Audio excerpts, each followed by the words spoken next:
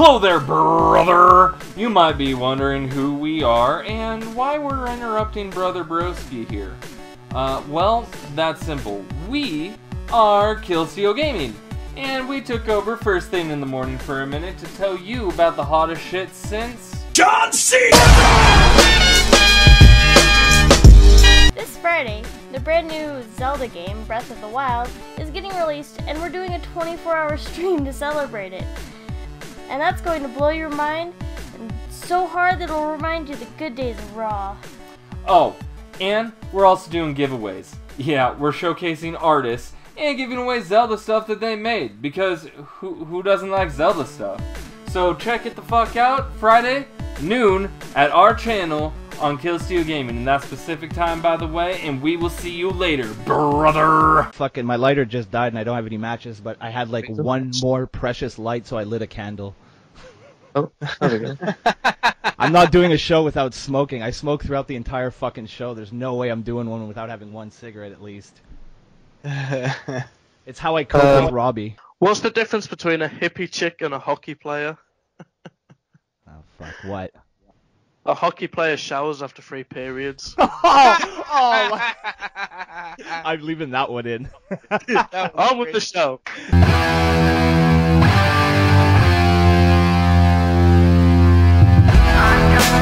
Hello, everyone, and welcome to the best damn wrestling podcast on all of YouTube.com. That's right, we're back here again with the Kayfabe Today podcast.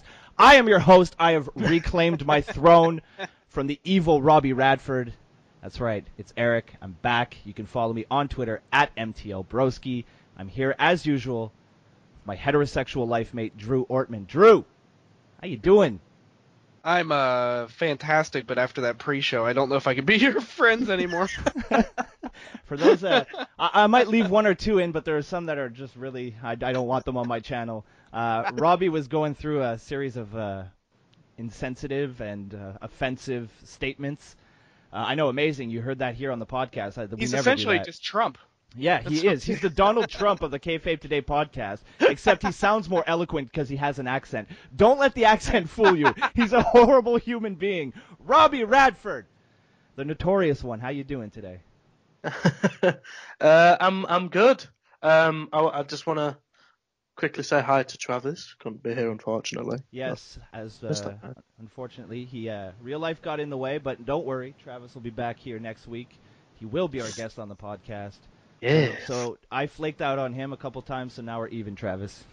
All right, so let's just jump right into the show, guys, because that's what we're here to do. Tried to think of something funny, and I had nothing. All right, so recently, our friend Tuna Meltzer put out a Mark Best Of list here. So we're going to go through that real quick, see if we agree, see if we disagree. So first up, we got the most underrated Cesaro. How do you guys feel about that? I strongly disagree. Yeah? Yeah. Okay. Who do you got? Hiroki Goto. I don't know who that is. Some fucking Japanese mark that nobody but you knows. I can kind of agree with that, where I can say Cesaro underrated. Yes, most underrated. I'd say most underrated in WWE at least. He's never had a great match. Cesaro? I disagree. He's had some fucking amazing matches with Cena. Come on now. He'd had some good.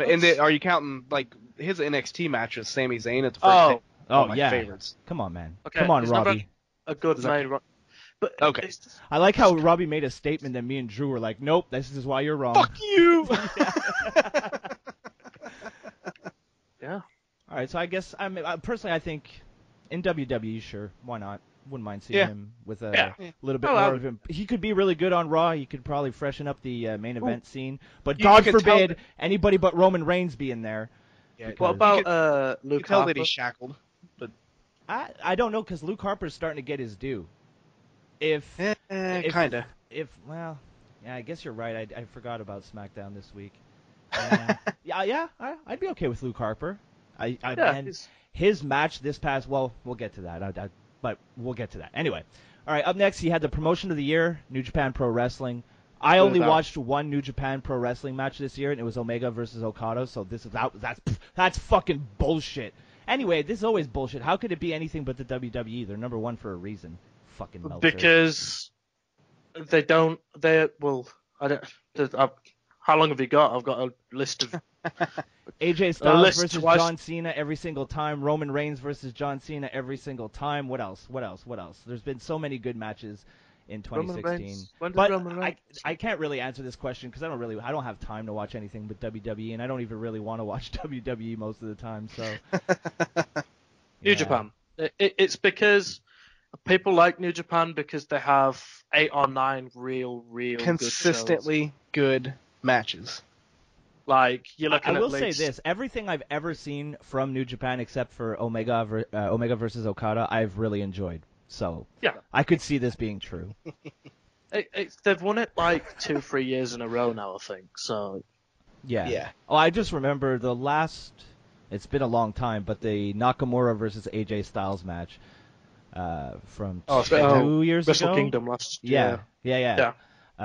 That match was fucking incredible, despite some fucking annoying broad in the front row going, Shinsuke, AJ, the entire fucking time. Do it again. Shinsuke, AJ. That's like every like near enough top guy from not even top guy from mid card up has one girl in the crowd that literally like imagine if the Miz comes out and somebody goes Mizanin like that like Mizanin-san. It's not Takeshi's Castle. Like all right. Oh, I love Takeshi's Castle. All right, best weekly TV show. New Japan Pro Wrestling. God, you think Meltzer has a fucking hard-on for New Japan? Is that accurate, Robbie? Would you say it's the best weekly episodic wrestling show? I don't watch it every week. I don't think. I know they have the weekly service thing, but I just don't watch it. Like, I would have given it to... I'm not being funny. I'd have given it to Talking Smack. That's good. You know what? Most weeks you're fucking right. Yeah. Although I guess SmackDown would be pretty close, but that's... Yeah, best. Okay, here we go. Sorry. That's that too. There's a canary. No, Drew saw his fly was down and he went too quick on the zip up and. How'd you get the beans above the Frank? Jesus Christ. Drew with the fucking like 50-year-old man references right now. I love it. Pro Wrestling Match of the Year. Oh, God, these fucking Japanese names. Why can't you just be called Fred? Hiroshi Tanahashi versus Kazushika Okada. The fuck? If Okada was in it, it was probably 45 minutes of fucking nonsense, followed by, I don't know, more nonsense. You know what? I said I was trying. This week I said I was going to try not to go on a rant. We're what, like 20 minutes in? I've already gone on 3. Yeah, well, like clearly 100%. Clearly I'm full of shit.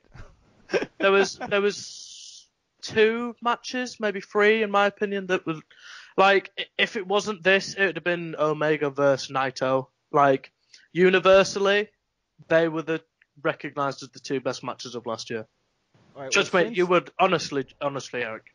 I'll send you it after. You will love Omega Naito. If you put personal feelings from aside, the G1, I'll do it for you. The G1 semi-final. I will watch a Kenny Omega match without constantly reminding myself that I fucking hate him.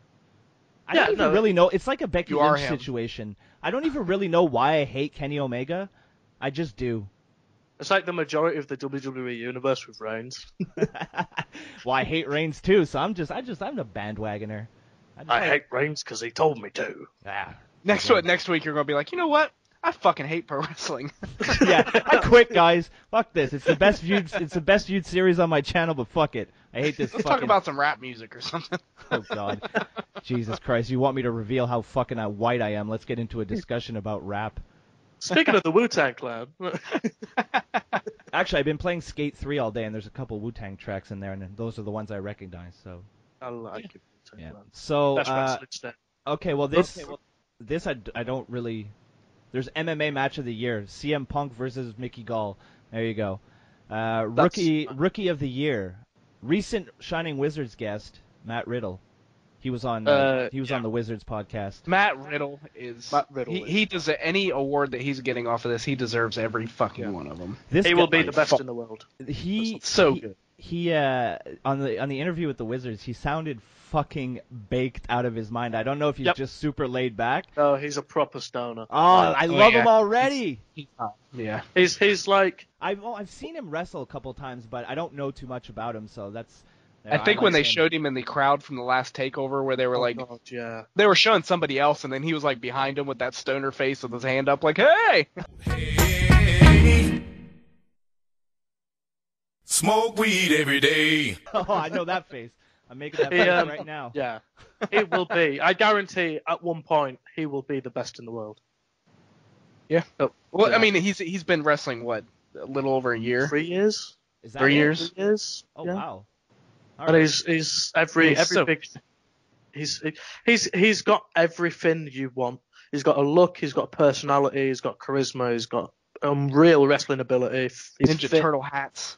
I'm getting a wind beneath my wings vibe super hard right now. No, he's on it like Matt Riddle. If he ever listens to this, I want you to know that I appreciate you more than waking up in the morning and seeing the weather. Like, Matt Riddle is... Jesus Christ. You basically said you like him more honestly, than life itself. When you fucking Mark. I'll send you this picture of Matt Riddle, right? And just the world stops. If one day the world revolves around Matt Riddle... Collection. Wait, did you move into my neighborhood, Robbie? Like, if Matt Riddle's there, I'm living next door. No, but I do have a semi-famous Quebec recording artist who lives like 2 doors down. So who's that? Dan Bigra. If anybody knows, if you know who Dan Bigra is, leave a message in the comments because you're getting no message. He lives 2 doors from me and I barely even know who he is. All right, up next, best non-wrestler. I completely disagree with this, but he Tuna Meltzer. I love that nickname. Well, hey, remember from these polls, they're all they're like I don't know how many people, 100 or 1,000 people get.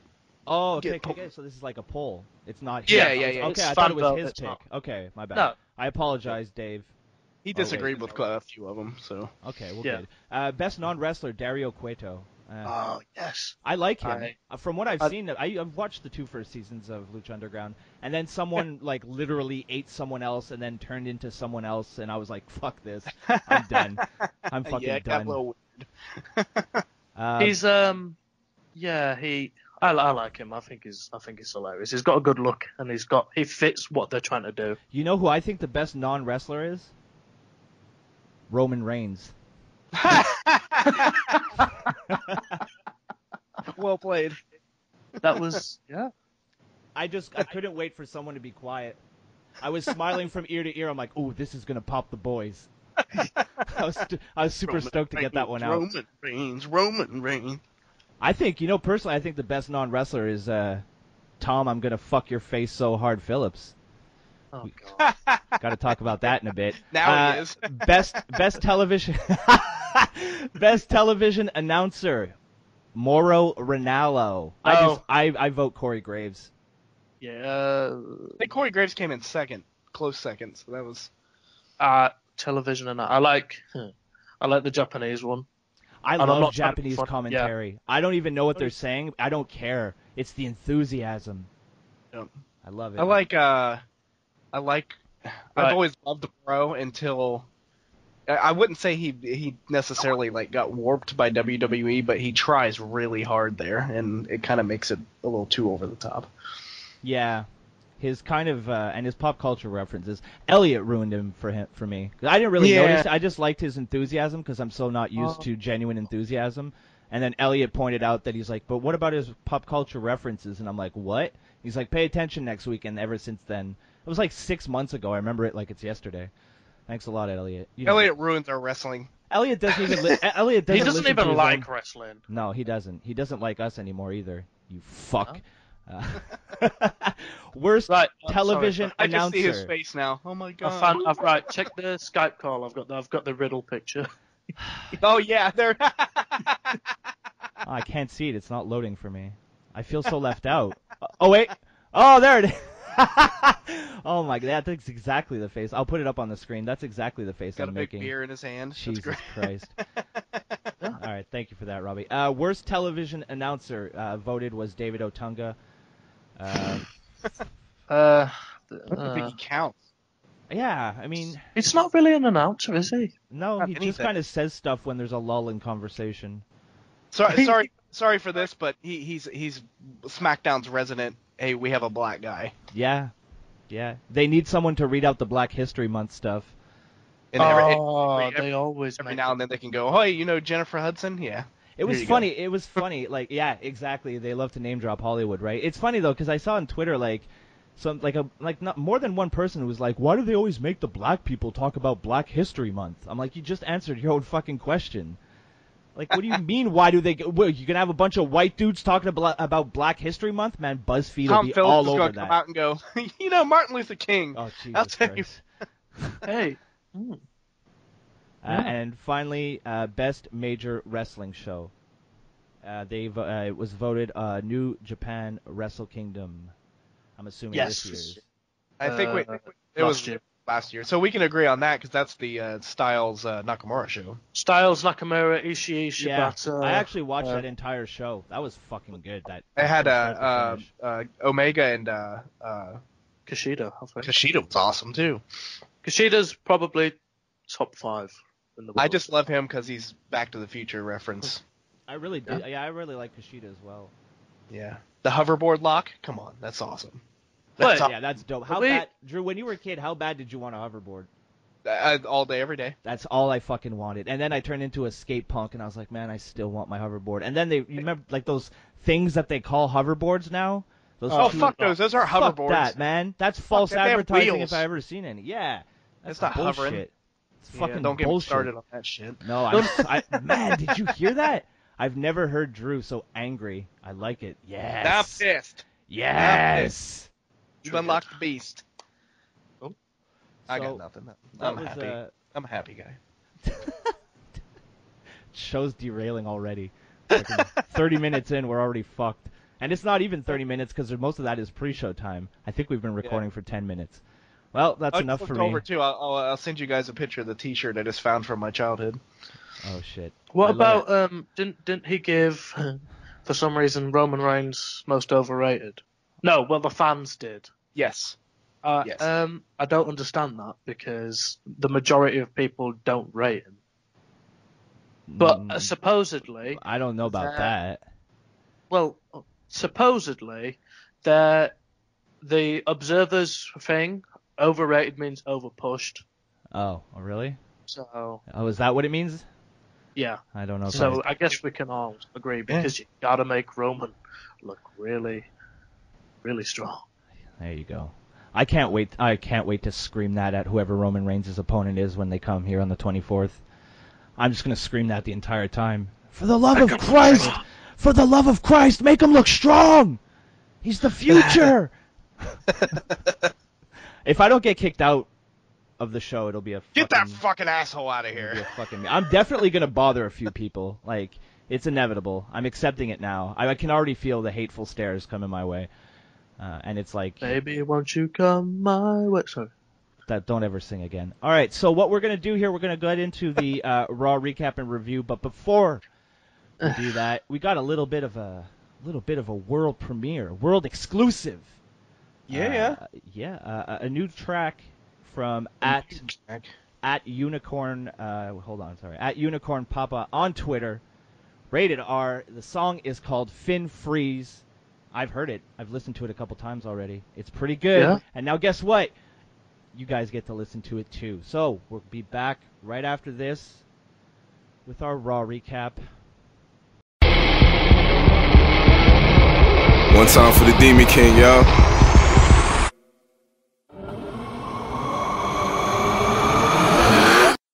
Yo, beat drop, hear the demon rise. Flow trapping like Venus flies, and every word is legit. Watch me serve thicker than Serena thighs. No swerving and compromising up in the scene of lies. So I guess being the truth, something to penalize. Felonies demeanors, y'all misdemeanors should be advised that I ain't really playing no more. This time is do or die. Drop kick him and set him up for the coup de grace. Shit, now I'm hitting a different gear though. Rapping about wrestling, I was labeled a weirdo, but doing what I loved has really helped my career grow. All at these wrestling shows in my sombrero. Yeah, for pictures with Chris Hero, the burying the comp, I'm feeling like Vampiro. Steady sticking to the commissary underground. You know the pose when the paparazzi come around.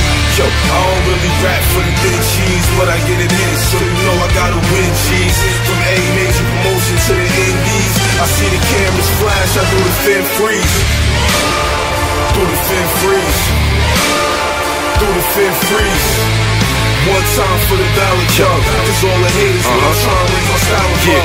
Yeah, giving Finn Balor a ballad, unpredictable art. How I'm running wild with the palette, making digital marks. Can't find a challenge, this valid got it all. Nailed down with the rhyming style of a malice. Man, I was filing the balance, I was checking the count. To add numbers to the balance of my checking account.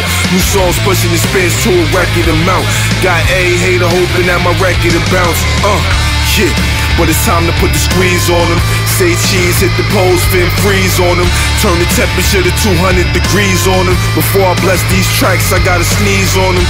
Yeah, giving everybody the sickness. Anybody watching is now labeled a witness. Universal, with flows out of this district. All y'all trying to compete is in the distance.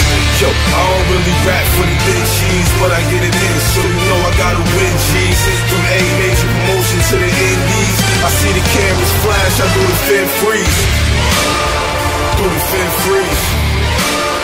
Do the fin freeze. One time for the Ballad Club. Cause all the haters when I'm trying to make my style above. Yeah.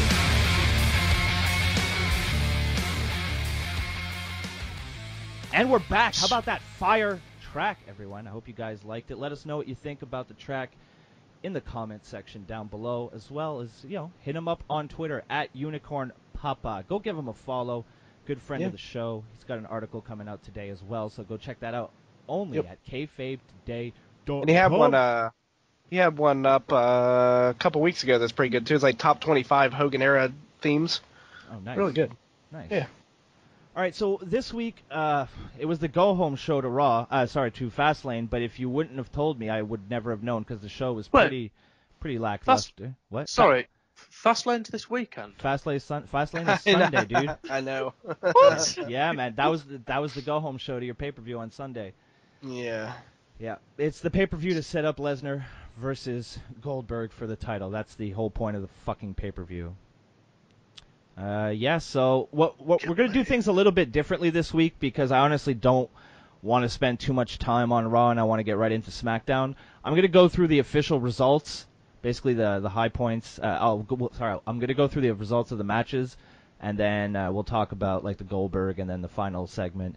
Everything in between is just stuff that happened to fill time, so it doesn't really matter. So getting into the results, we had New Day defeat the Hard Body Mahal and Handsome Rusev.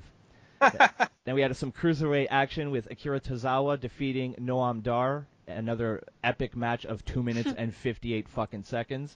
Then we had Charlotte and Nia Jax, who defeated Sasha Banks and Bayley. Big Cass defeated Luke Gallows. Fuck off. Because why the fuck not? Sheamus defeated Titus O'Neil in a fucking minute, which is, if you ask me, about 60 seconds too long. Big Show defeated the Shining Stars because it's the Shining fucking Stars. TJ Perkins and Jack Gallagher defeated Tony Nese and Neville in another brilliant 2-minute match. Can you and the fact of they actually pay people to go out there and they have all these segments to give them time and buy them all this time so they can wrap those fucking ropes. Yeah, in and it's 2 tape. minutes. It probably takes them longer to fucking tape the ropes than it does to actually have the match.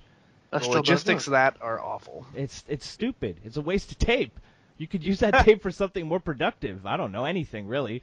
And finally, the main event, which was actually, I was really looking forward to it, but because it's Monday Night Raw, it was disappointing. Samoa Joe defeated Cesaro. All right, so we're going to kick it off right with the Goldberg versus Kevin Owens segment. Goldberg actually kicked off the show this week, and instead of being saved until the end, as he normally is, which was nice, get the old man out because he's got to go to bed. It will be interesting. It'll be interesting to see if the fans get behind Goldberg if he wins the title. I think it'll be fun to see if they'll be like me and just not understand why. Well, I mean, I understand why, but like it doesn't make sense to kind of kill Owens basically. But I don't know. We'll have to see. Basically, I don't even really want to talk too much about this segment. It was just not that good, to be honest. I mean, Goldberg mocked Kevin Owens for a while, mocked the promo that Owens cut last week, and then his little spotlight, his little this, his little that. It was very condescending. I didn't appreciate it. My intelligence was insulted. You know what? Yeah, go ahead. So, you know what really pisses me off about Goldberg? What? Tell me. He exists. One of the things that pisses me off about Goldberg is that angry. He's just I can't even be bothered. Like, I was about to air my grievances, and now I just think I've said it too much. He's boring. He can't have a match that's longer than 3 minutes long. 2 minutes. I was being generous with 3. Sorry. It's because the writing is so clear on the wall. I keep seeing people holding out hope. If I say that Kevin Owens is going to lose the championship, you can pretty much assume he's going to lose the championship because I'll be the last. I'm the last line of defense. But I don't know. What are you gonna do if he retains? If he retains, I'll be really excited because then we could maybe get a Kevin Owens, Chris Jericho WrestleMania match for both titles. Why not? Give 2 titles to because Jericho's gone after Mania apparently. Mm-hmm. So okay. So as sad as it is for me to say this, and just knowing that Vince wants to get the biggest match he possibly can for the average fan, so that's going to be Goldberg Lesnar for the title main event. I understand it. Whatever, do what they got to do. I think the only positive thing about this is Owens losing to Goldberg is not going to hurt him at all. He's going to be on fire, ending this Jericho feud, which has been fantastic. And I'm just thankful that I think Kevin Owens is going to come out of this thing shining. Yeah, at least he's got a place to go, and he won't be directionless for a couple months. Like he can get right into the feud. And I mean, God, they're not going to kick him out of the main event picture. It's just not going to happen. No, so. They got to keep all the same people in there. God forbid anybody else gets a shot. It depends how him he and Balor loses. wrestle. Yeah, why not? Like it depends for me. It depends how the manner in which they have him lose. If it's spear jackhammer lose, then it's pointless. But like if he controls quite a lot. See, I feel that the reason they have Goldberg Lesnar matches so short is that people don't want to see Goldberg take 10, 20 suplexes at a time. Whereas if it's Owens, he can get the heel. I guess he's a heel heat. Well, I'd say he's more of a heel than he's ever been since being called up.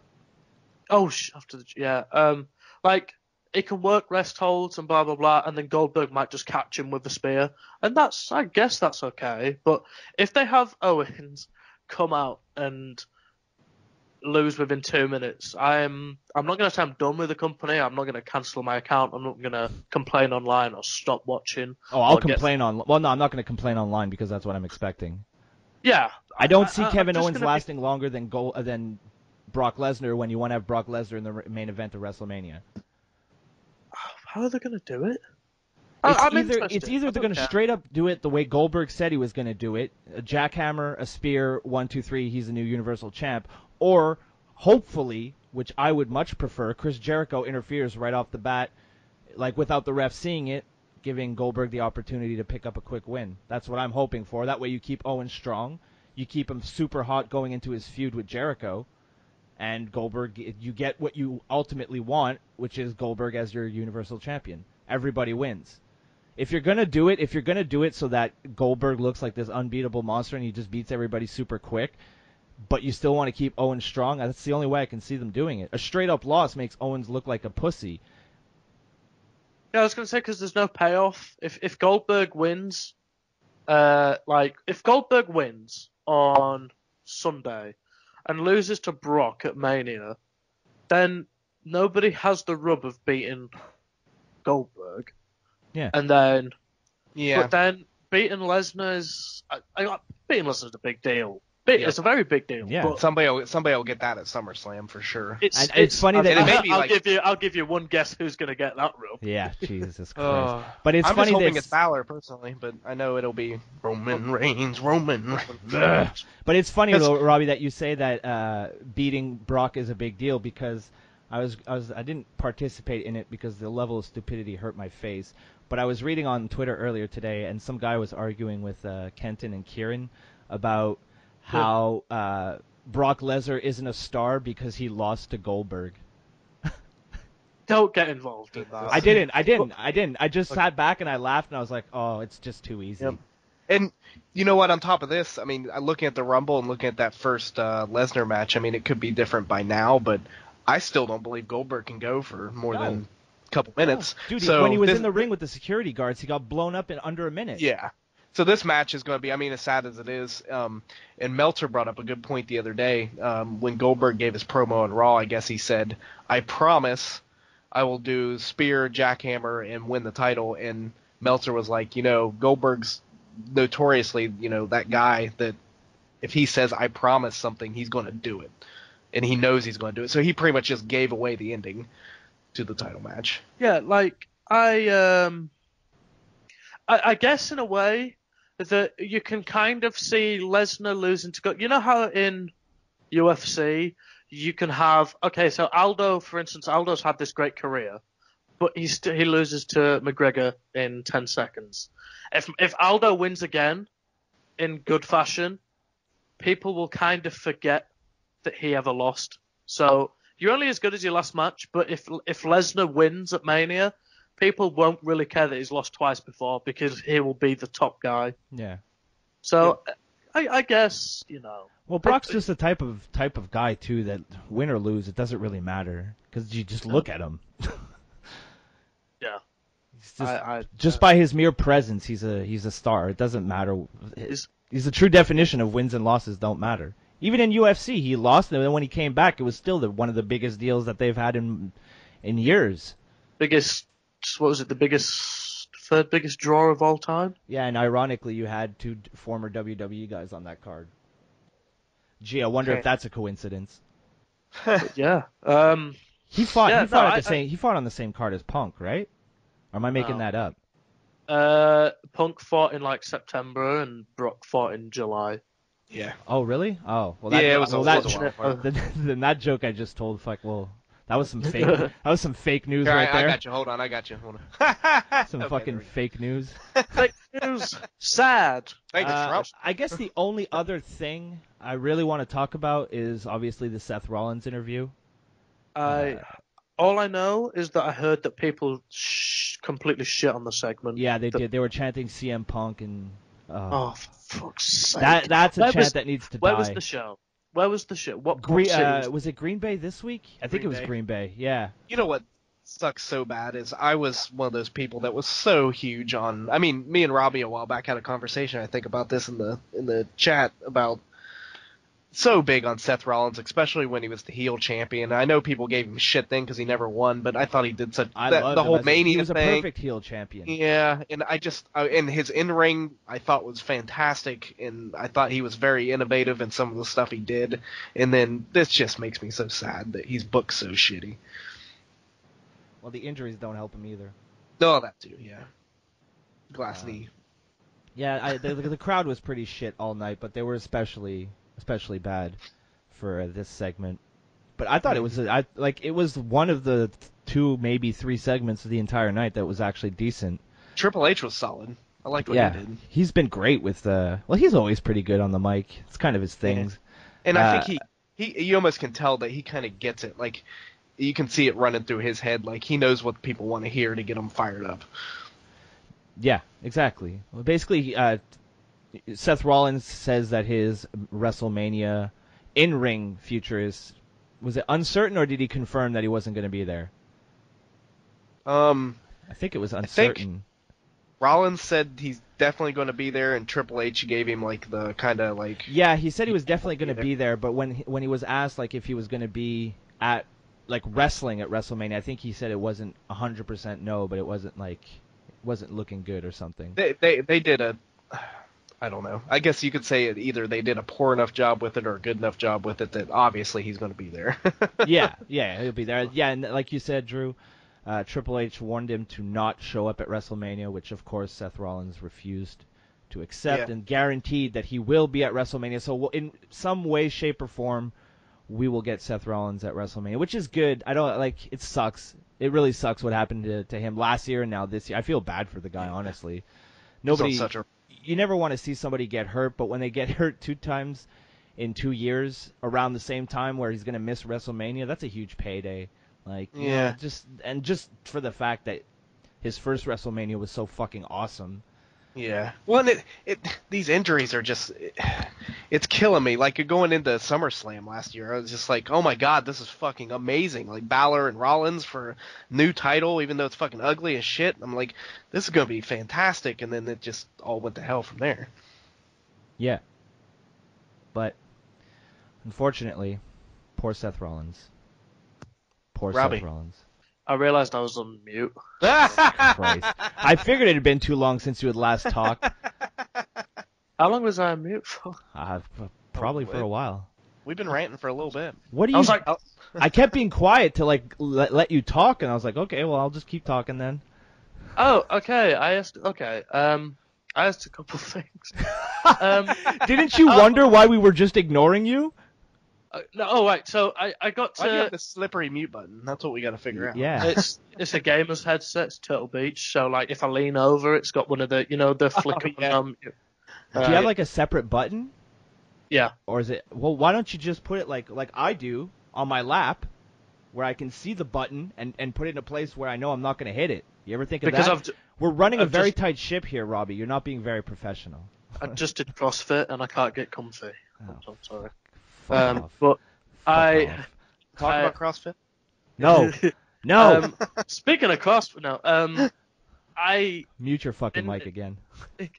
In relation to this, I do feel sorry for Rollins, but it's not because he's been injured. I feel sorry for Rollins because this match could have easily happened at Survivor Series or fucking this match. Like this hasn't. It annoys me that this is still a thing. Mm-hmm. Yeah, I can understand that. And you know they're just like, we got to get this done. Like it's got to happen. We got to get it done eventually. You know, like when fucking Bruno Sammartino held the title for that long, and people were like, "Wow, this is still a thing." That's how I feel about this, and this is like a quarter of the time that this has been going. Yeah, and it's literally given me. It was supposed to be main event of Mania last year, right? Originally. Yeah, again. Or not main event, but it's supposed to be on the card. Yeah, and they could have done the Shield triple threat if they really wanted to. They could have done it. So I know they're different brands, but they could have done it somehow, you know. And instead he didn't. He wasn't there last year. I would have rather him wrestle somebody like Mark Henry at Mania than not be there. But and look what happened. It's like we were supposed to get the payoff for Rollins and Triple H, and then we got Reigns and Triple H for the title. Yeah, and it's Blah. I wonder if this year is going to be a political hit as well. I guess we'll just have to wait and see. And I guess it's worth mentioning the buckle spot between Strowman and Reigns, where Strowman just threw him so hard into the corner that the top buckle. It looked like he barely threw him. That's the thing but the thinking, like the buckle just like exploded. It was like, oh, that wasn't worth at all. Okay, that wasn't even worth mentioning. And hit the button now. Yeah, I'm gonna. Yeah, exactly. There's some dude backstage. He's like, ah. It's like, when take a different thing with Angle in the ring. Has that ever happened before? When you fuck with the ropes too much for them damn cruiserweights. Yeah, your rings are falling apart. WWE, get your shit together. The ring crew is exhausted. They can't do their jobs right. So that was Monday Night Raw. We got through that real fucking quickly, boys. I like it. Now we're going to come back in just a second with our SmackDown. We're going to focus more on SmackDown this week because SmackDown was, in fact, the far better show. But before we get to that, we're going to have a little word here from our friends over at the Shining Wizards podcast and the Marking Out podcast. So check them out. And we'll be right back on the other side. If you're not tuned in to the Shining Wizards, listen to what some of our fans have to say about the show. Hey guys, it's the Stallion. And when I'm contemplating suicide, I throw on the Shining Wizards because nothing makes me feel better than knowing I'm not one of these 4 grown adults, virgin fucking marks, discussing a fake wrestling product. Tune in live every Tuesday night, 7 p.m. East, rantemradio.com. It's the Shining Wizards, where it's wrestling talk and talk about wrestling.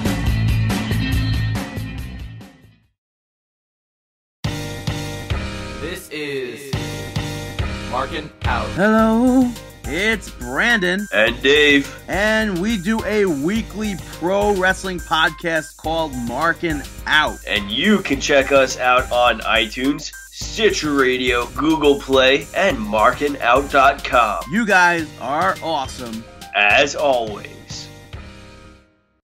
And we're back. Be sure to check out their podcast. They're good fellows, they're good broskies, they're good brothers. So check it out, or I'll find out where you live, and Jay and Silent Bob your ass.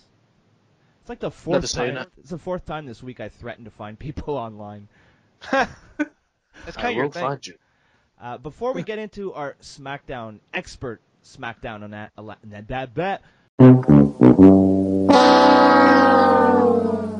before we get into our expert SmackDown analysis, easy for me to say.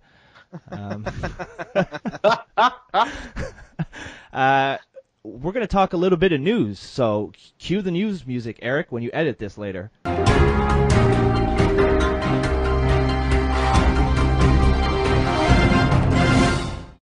right, so our top story this week, I've always wanted to say that. Our top story this week, the Hardys, no longer with TNA. Does this mean they're coming to the WWE? Let's go with our reporter in the field, Drew Ortman. Drew, what do you think? I think the more important question is, because obviously at some point, I mean, I think they'll not necessarily finish up a career in WWE, but they'll have one more run. But I think the thing everybody wants to know, and I never thought I would be saying that the interest is completely on Matt Hardy, but it is. It really is. Will he be bringing the gimmick with him? Yeah, I just don't think he'll have that much creative over it. Well, yeah, he'll have no creative. It'll get ruined. Yeah, they're going to ruin it. Vince will take one look at him and go, "What happened to version 2, damn it? Yeah. Delete that shit. I want my Matt facts." I love them. I love the Matt facts personally. I think he'll still have it. He has to bring the gimmick. He can't go back to being the old Matt Hardy he was. People fucking lose their mind. He's the best thing in wrestling. He's especially since like they have to. I mean, they have to have some sort of clue what the crowd is chanting every time, every show. Delete. I would hope so. It's Vince back there just like fucking nerds. Like what? They're chanting computer stuff at a wrestling show. Millennials. I really hope that and I don't want to see him wrestle because but I want just once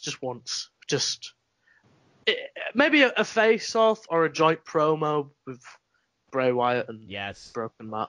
Yes, well they had an exchange on Twitter. Yeah, can you imagine fucking Jim Cornette losing his hair over fucking the kayfabe has gone between 2 out of these world outback fucking sister shagging redneck freaks that are like just tweeting each other like, maybe I'll see you around.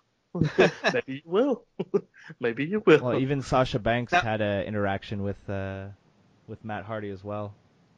Yeah. Well, delete my talent. Done. It wouldn't take very long. Hi-yo!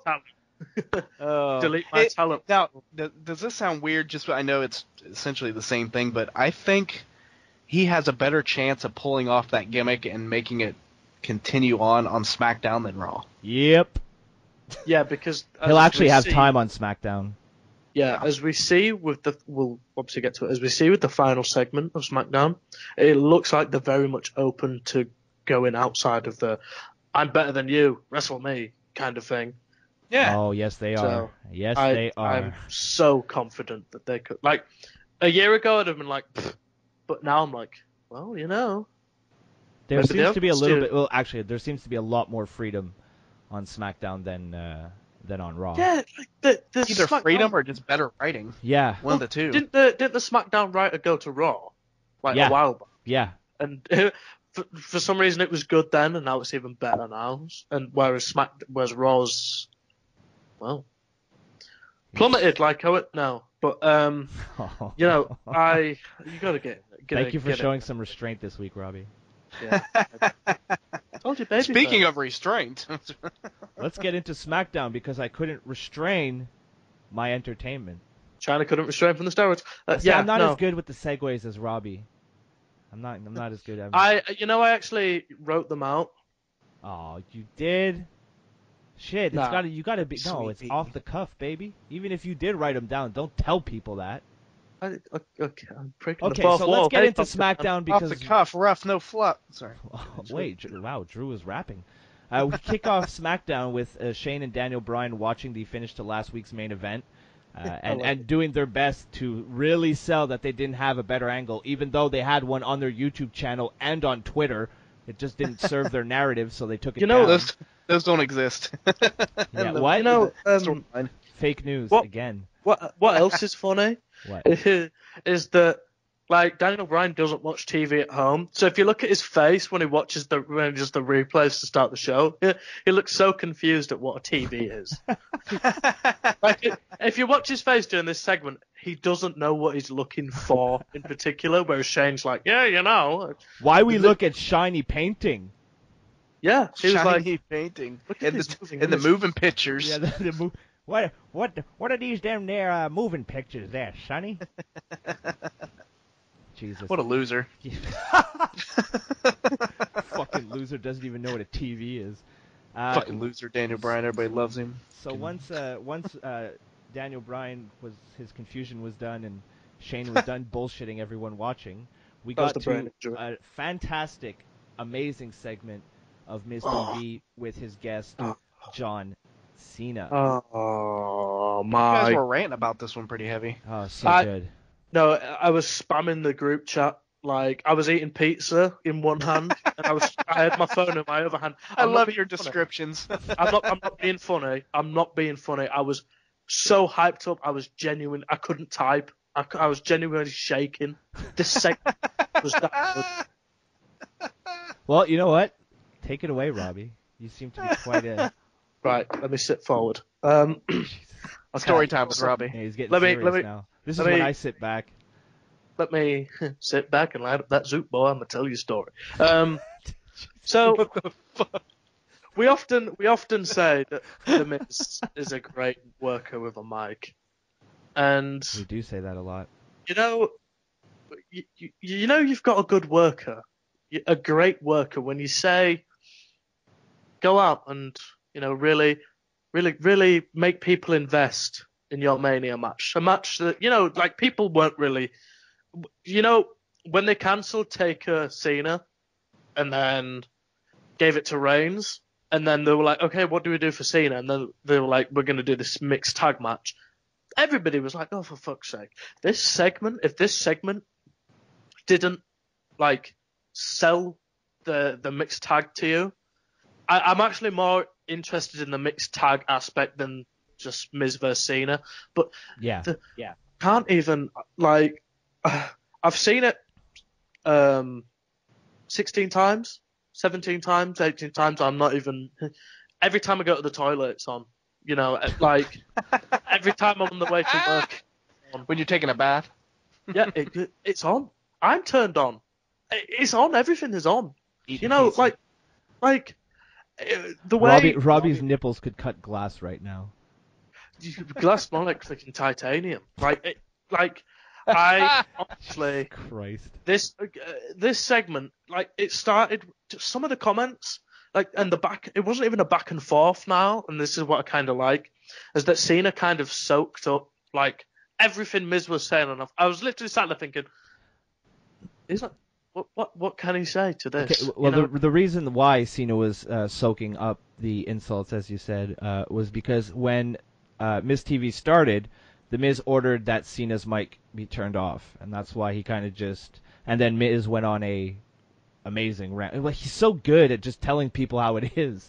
He's unreal. Like, what can't he do?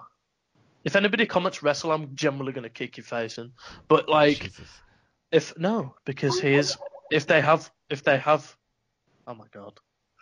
If they.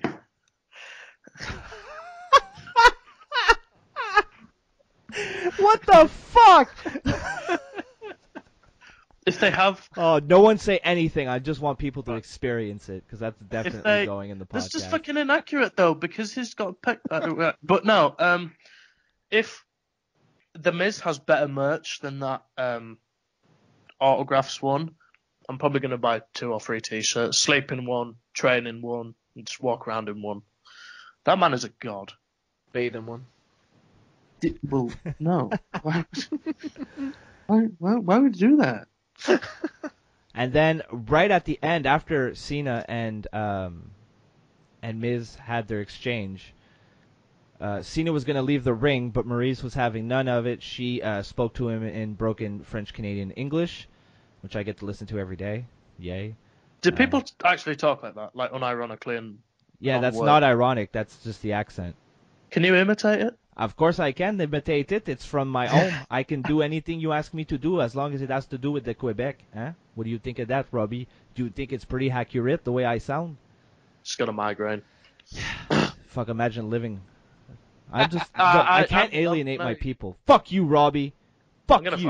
I'm gonna fly over to your area of Canada after I finish up in America. Do you still not know where I live? It's in my fucking Twitter handle. Montreal. There you go. I'm going to fly over to Montreal. At least you don't say it like Americans. I can't.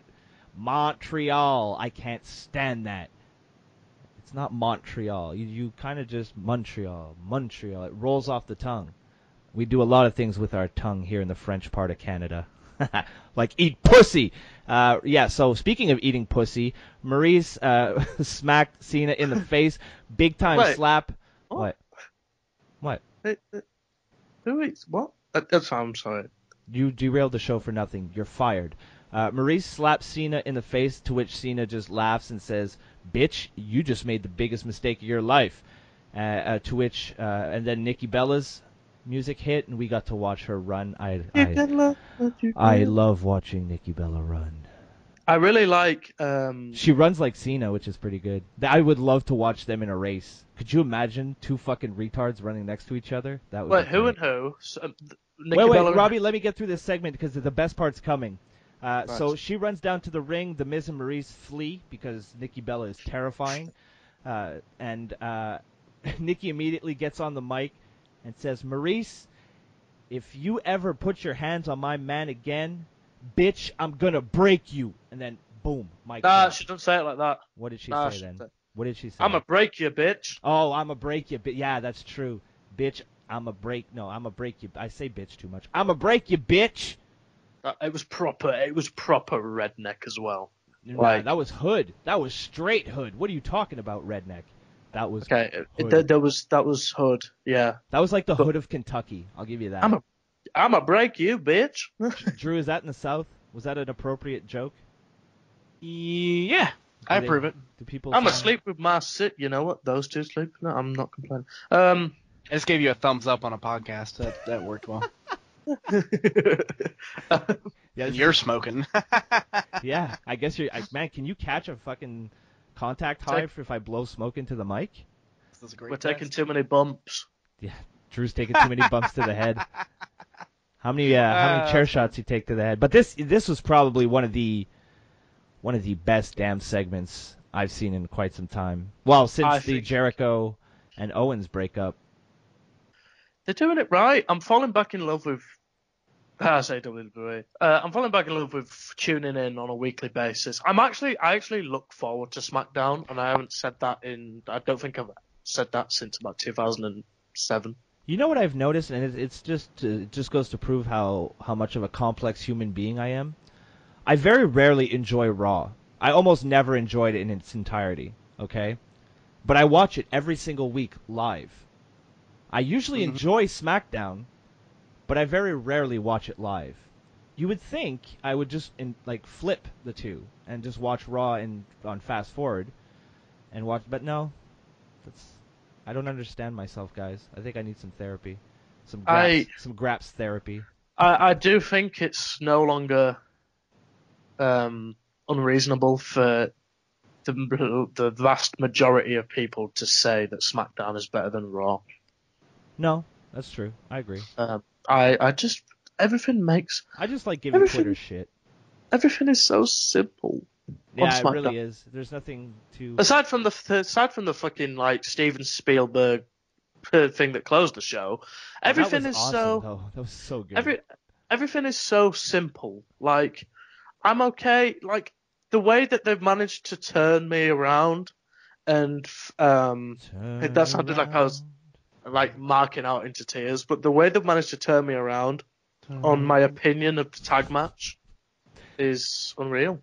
Yeah, and I've got to applaud them for it. Like, I was never in my life would I have wanted. Like 2 years ago, if they told me this was at Mania, I'd have rather like put 2 pencils up my nose and headbutted a table. Jesus. So, I fucking need you now tonight. Sorry.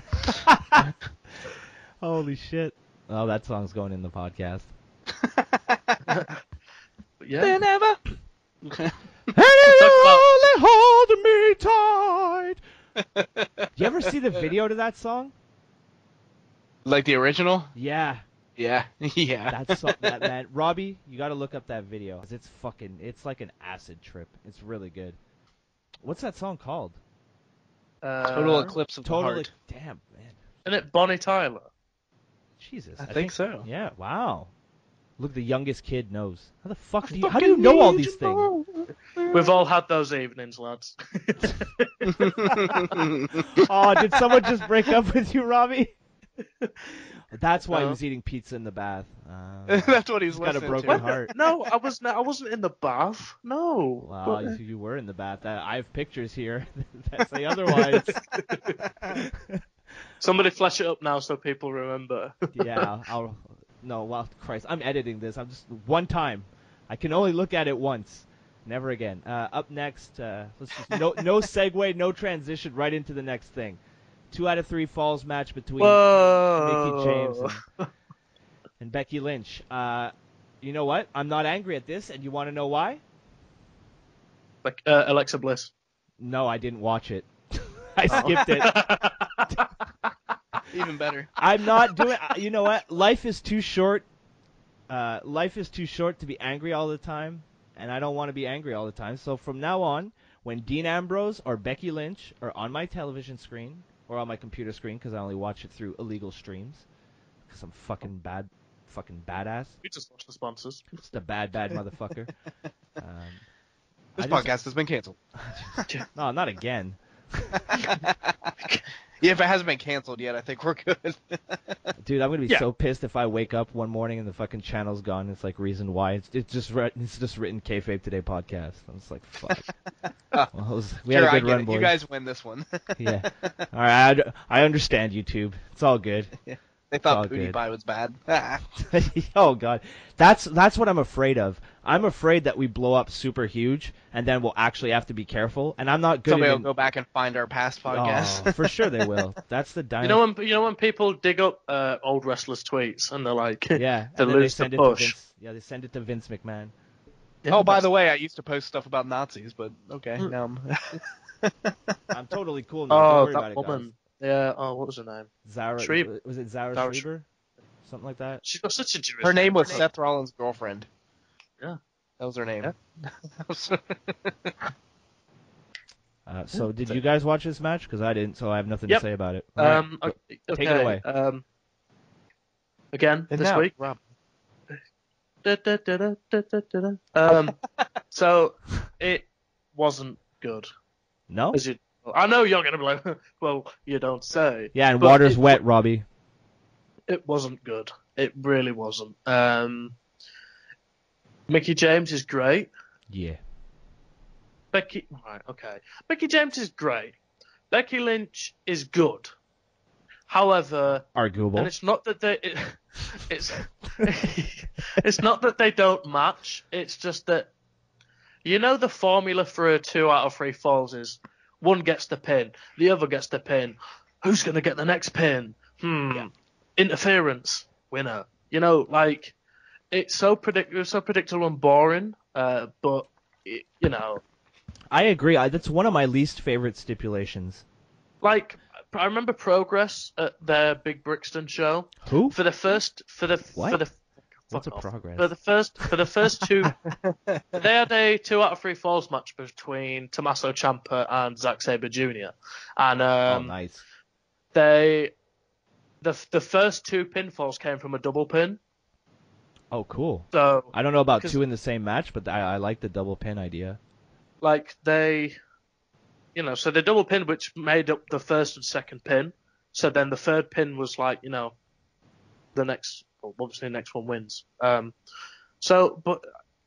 go out of the typical formula for once. Wouldn't kill Becky them. Lynch got the win with her disarm her. Sorry. See, not even I love puns, and not even a pun can save that fucking devil woman. It's not even like, yeah. So I tell you what, right? How can the curb stomp? They banned the curb stomp for the name. This is talking about ripping a woman's arm off. I don't think they banned the curb stomp for the name, Robbie. No, they did. They did because it wasn't a It's smashing someone's head right into the mat in a company that is terrified of, rightfully so, but terrified of concussions. It's not because of the name. I refuse to believe that. I honestly, I swear to God. Okay, 100%. loyal listeners, I will give you $10. I will PayPal you $10 if you prove Robbie wrong. That's not on the show. That's after the show. He's demanding his check. Yeah, fuck. Get the fuck off my nuts, kid. You gotta earn that shit. You gotta earn it. Sorry. Seth Rollins has told Fox Sports that the curb stomp finisher move was banned due to PR reasons. The move sounded too violent. It was a decision that made the collectively, from a PR standpoint. Are you fucking kidding? Well, okay, I stand corrected. Fuck me. I love that serious? move. Are you serious? Just call it the facey smashy then. Let him do it. It goes, I never hurt anyone with it. It was just something we didn't want kids trying on each other. For Rollins... fuck's sake. You see children ruin everything. Yeah. Fucking kids. But every other move they use is that. That's fine. Go ahead and try that, kids. Yeah. Go for the pedigree. Then I once pedigreed my cousin. We used to put couch cushions on the ground and make a ring, right? And, I did that too. Yeah, at one time I pedigreed him in between 2 cushions, literally face first into the ground. Oh God. Yeah, it was pretty awesome.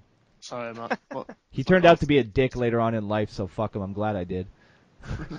You hear that, cousin? Fuck you. Oh God, he doesn't listen to this. He doesn't listen to this. And even if he did, yeah, and even if he did, fuck you. Fucking prick. What? I come from a very loving family, as you guys can probably That's tell. our new segment. Yeah. And now, Broski hates the airing of grievances. It's Festivus every show here. Fucking shout out to 90s comedy sitcom humor. Nice. You know what I don't get? What? You've got more chance of getting a show about concussion. You've got more chance of getting a concussion off a backdrop than a curb stomp. Yeah. If you think about it. I can't believe it's just because of the name. For fuck's sake. I can't believe it. I always assumed it was a Orton's punt, one of those situations. Do they somehow, without bluntly saying it, relate it to like a hate crime because of like American History X? Oh God, that scene! Jesus Christ! That's an awesome movie, though. So when they came out when Seth Rollins first started using that move, that was the first thing I thought. Oh yeah, of course. Anybody who's seen that. Oh, you know what? The worst part of that scene. It isn't the actual stomp. It's when he puts his teeth on the fucking curb. Yeah. And and that sound, the sound effect they use, because you know it's coming. I got chills. Coming. Oh. And the way that if you haven't seen it, it's like what a 20-year-old movie at this point. Spoiler. Yeah. But when Edward Furlong's, is it Edward Furlong? The actor? Yeah. Why is it? The kid who was in the Terminator. That kid. When he comes out of the bathroom and that black kid just stands there, lifts the gun and shoots him. It's like fuck. And then the movie ends. It's like nope, no rainbows and lollipops here. Fuck. American Kayfabe Today's Movie Corner recommends. Right. So by the way, go see Trainspotting 2. Hell yeah. And so a Clockwork Orange. So and Requiem for a Dream if you want to fucking depress yourself. So watch all those movies back to back, and then see how your see how your psyche's doing. So Seth Robbie, Rollins, what do you have to say about that? So Seth Rollins said, we mislabeled the move to begin with. We gave it a lousy name. Then once I got to this level, we started to notice that I was going to make a lot of media appearances, and mums were going to be seeing a representative of WWE doing this kind of maneuver, and kids were going to try it. Blah, again, blah. Did you say mums? Mums, yeah, that's a direct quote. Mum. So we decided Robbie, your to English change- is showing. Oh, sorry, pal. I've literally never called anyone I know pal, and I never will, unless I'm imitating. Unless I'm imitating Vince McMahon. That's the only exception. Pal. So, all right, moving on next to we had a promo from Luke Harper, who cuts amazing promos. Basically says, I like his promos, yeah. Basically saying that Bray Wyatt should be afraid of him. Then we get Wyatt's counter immediately right after. Says that the best man will win tonight. Orton will be on his side. Glory be to the Wyatts. Kneel down to the God you know, Bray Wyatt. Great. Then Neville gives his 205 Live address. Nobody cares. Alexa Bliss is interviewed backstage. This was great. And she's insulted about being asked about Becky Lynch, which I completely understand. I thought this was like, who is this fucking brunette dollar store fucking Renee Young who has no business being on TV or given a microphone? That's 2 crimes back to back. What the fuck? Who is this woman? Where did she come from? I don't like her. Get rid of her. Put Renee Young on TV more. All the time. All the Renees. God, that Canadian Renee's, she's good, but it's not hard to be good against that batch of. That sounded like a backhanded. I don't appreciate. Well, she's good. We're Like gonna scrap, Robbie. We're gonna scrap. I'm gonna block you again. 10 months this time. Renee's good, but I think she's a hell of a lot better, partly due to what she's up against. Nah. If that makes she looks good in comparison. I disagree. She's got a certain I think charm she's really and personality. Good. Yeah. Yeah, she's got a lot of personality, which a lot of those fucking that's what this doll. I'm not even gonna bother remembering her name. No personality. Looks terrified to be on television. Fuck. No, you can say it all day long. I'm not gonna retain it. I refuse to form gray matter. I refuse. I'm poking my brain with a Q-tip right now just so I don't remember it. You know what's going to be fucking hilarious? If down the line with the Miz and or down the line with the Miz and Cena, like mixed tag angle. You remember how Renee Young slapped the Miz? Yeah. Can you imagine if Dean Ambrose comes out and goes, "Wait a minute, me and Renee, we're in this too." Oh yeah, they could have a 3-way couple dance. Yeah. That's Na-na-na-na. Overrated and annoying. Overrated and annoying. Okay, you can keep singing that. Then back to the promo, Robbie. Natalya interrupts, clapping for Bliss and noting that they both had big wins last week. Natalya says that it's all about Bliss until she takes her title. And then she even patted her on the head, which I loved. That was a fuck you to Alexa Bliss because she did that a lot in NXT. Natalya's never been a champion, has she? So that'd be nice. Yeah. She was Divas champion. Sorry, women's champion. She's never been women's champion. No, I hope she gets a run eventually. Yeah, but I feel like at this point it's like you've been here for a while. Let's give you it. Put the hotter bitches over. So that's the whole damn no. I think Natalya will get it at some point, but she's a heel that's she's a heel to the heels, and she's a heel to the faces. She's a good heel. The only thing that annoys me is that, she does the Luke Harper, like, thing. When she goes, yay! Yeah. That? You mean that? Yeah. Everybody just turned the fucking show off. Can we have a disclaimer before it? Because I generally got really fucking annoyed. I thought you were going to do Well, I was planning on doing it for longer, but then I annoyed myself, so I was like, I'm just going to stop. I'll put a disclaimer. I'm going to put a disclaimer. Things are going to get really annoying. like. Sorry, I'm back. I hung up. It's not even like a heel not like. It's not even like I dislike it for a heel reason. It's just that if some kid in my class was doing it, I would genuinely slap them. You could probably kill him with those pipes. What? Your arms, Robbie. You have big arms. Oh, it was a compliment. Pipe in England means. Is that penis. dick? Really? Yeah. Wow. So look, cultural differences here on the Kayfabe Today podcast, leading to wacky miscommunications. Fuck, we turned into a sitcom. Speaking of wacky, big old elephant dick. Oh, sorry. No, that's the DMs.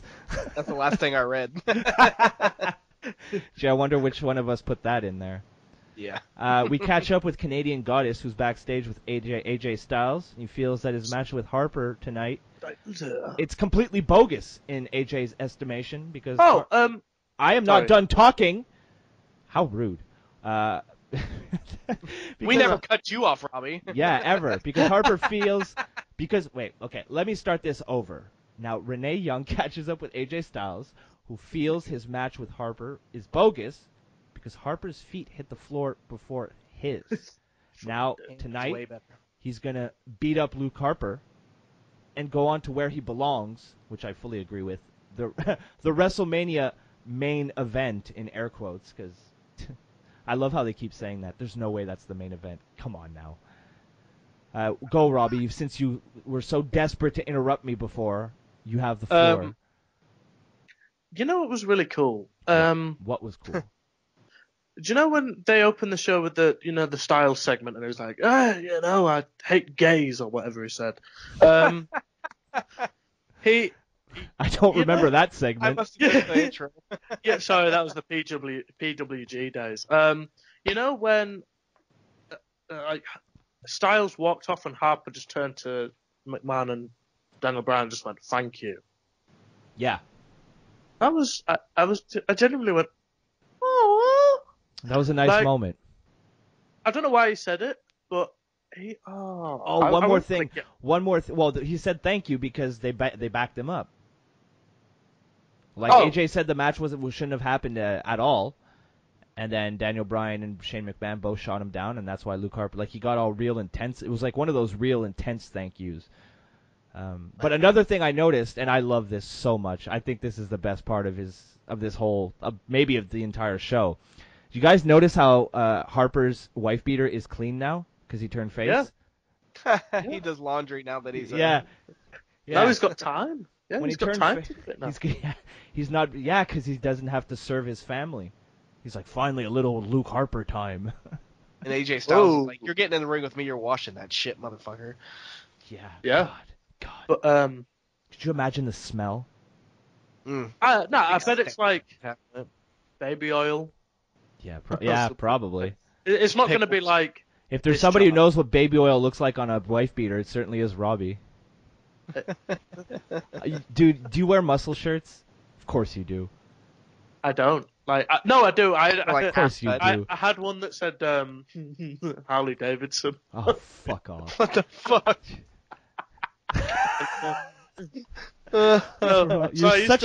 You're such a fucking meathead. I used to have that, sunglasses and a snapback and wear some shorts. Why don't you just go full wrestler from the 80s and get yourself a fucking fanny pack and wear your socks up to your knees? I'm basically like Mr. Perfect. Oh shit, maybe I am. Jeez, ego on this kid, comparing himself to fucking Mr. Perfect. Well, I'll still have a beating heart by the time I'm 60. So. Oh, that's just sad. I'm turning. Thank you, fuck you, bye, boom. Nice. No, I want to invest in a soundboard so I could. That is a soundboard. It's a 2-second clip. I'm gonna send you that right now. Nice, thank you. Just if ever you need it. Well, while you do that, work on that for next week. We'll get that together. Yeah. Well, while you work on that, Robbie, we had our main event for. Was it the main event? No, it wasn't the main event. It should have been, but it wasn't. The number one contenders match between Luke Harper and AJ Styles. Now, I really like this match, and let me tell you boys quickly why.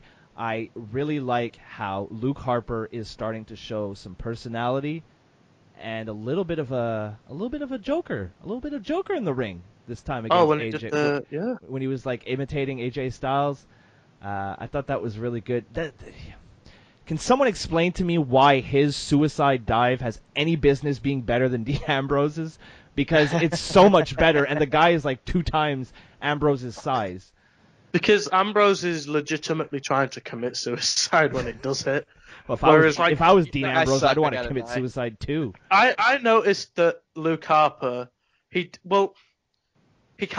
pushed Styles out of the way of hitting his back on the announcer's table, and so it slowed down Harper from hitting full impact to the table, but it also saved Styles. If you go back and watch it, he saved Styles from hurting his lumbar. So that's a sign of a great worker. Put it on that, There you go. What a fucking guy. What a guy. I like him. I'm really enjoying his push here. I really like it. I like the guy. He was always really good with the Wyatts, and his face turn here is home. Oh my God. Oh shit! Man, Drew is earning that top worker moniker this week. Again, no spoilers. You'll see it on the screen. Why have I got a Jufro? Robbie, no spoilers. Sorry, but he could be a little bit more vascular and muscular, because that ain't me. I don't. You want some pipe down below, don't you? Yeah, whoa. I want about 3 22-inch pythons, brother. Good old elephant dick. So this was a really, really good match. I enjoyed it quite a bit. The finish was, of course, a little screwy and actually really surprising. AJ went for the pin on Harper, who got his leg up before the count of 3, but the referee didn't see it. Your winner, and so far, well, until Talking Smack, that is, #1 contender for the WWE Championship. So it looks right now, if we were to take this finish, that it would be AJ Styles versus Bray Wyatt in the air quotes main event of WrestleMania. Up next, I'm not happy with that. No. But we'll. Oh wait, you're not happy with this finish? No, yeah, I'm not happy with, like, usually he comes out and then the decision gets, like Harper will take advantage of it and, win. Right. But I don't see why they did it twice. The I don't finish see so why nice they did it twice. Well, it was a booking decision that I didn't understand, but it's WWE and it was a great show this week, so I'm willing to let it slide. Yeah, it's much easier. Life is much better if you don't try to question what they're doing. You just let it happen to you. Yes, true. In one of Sounds like Ray.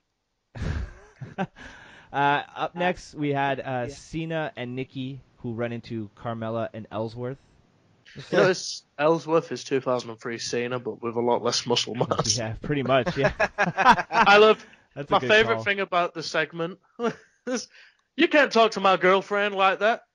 Friend. You can't talk to my girl that's a friend like that. Yeah. Oh, no. You can't talk to my friend that's a girl. And Cena just tried not to laugh. So. Yeah. That was I like Ellsworth in this situation. Yeah, this was funny.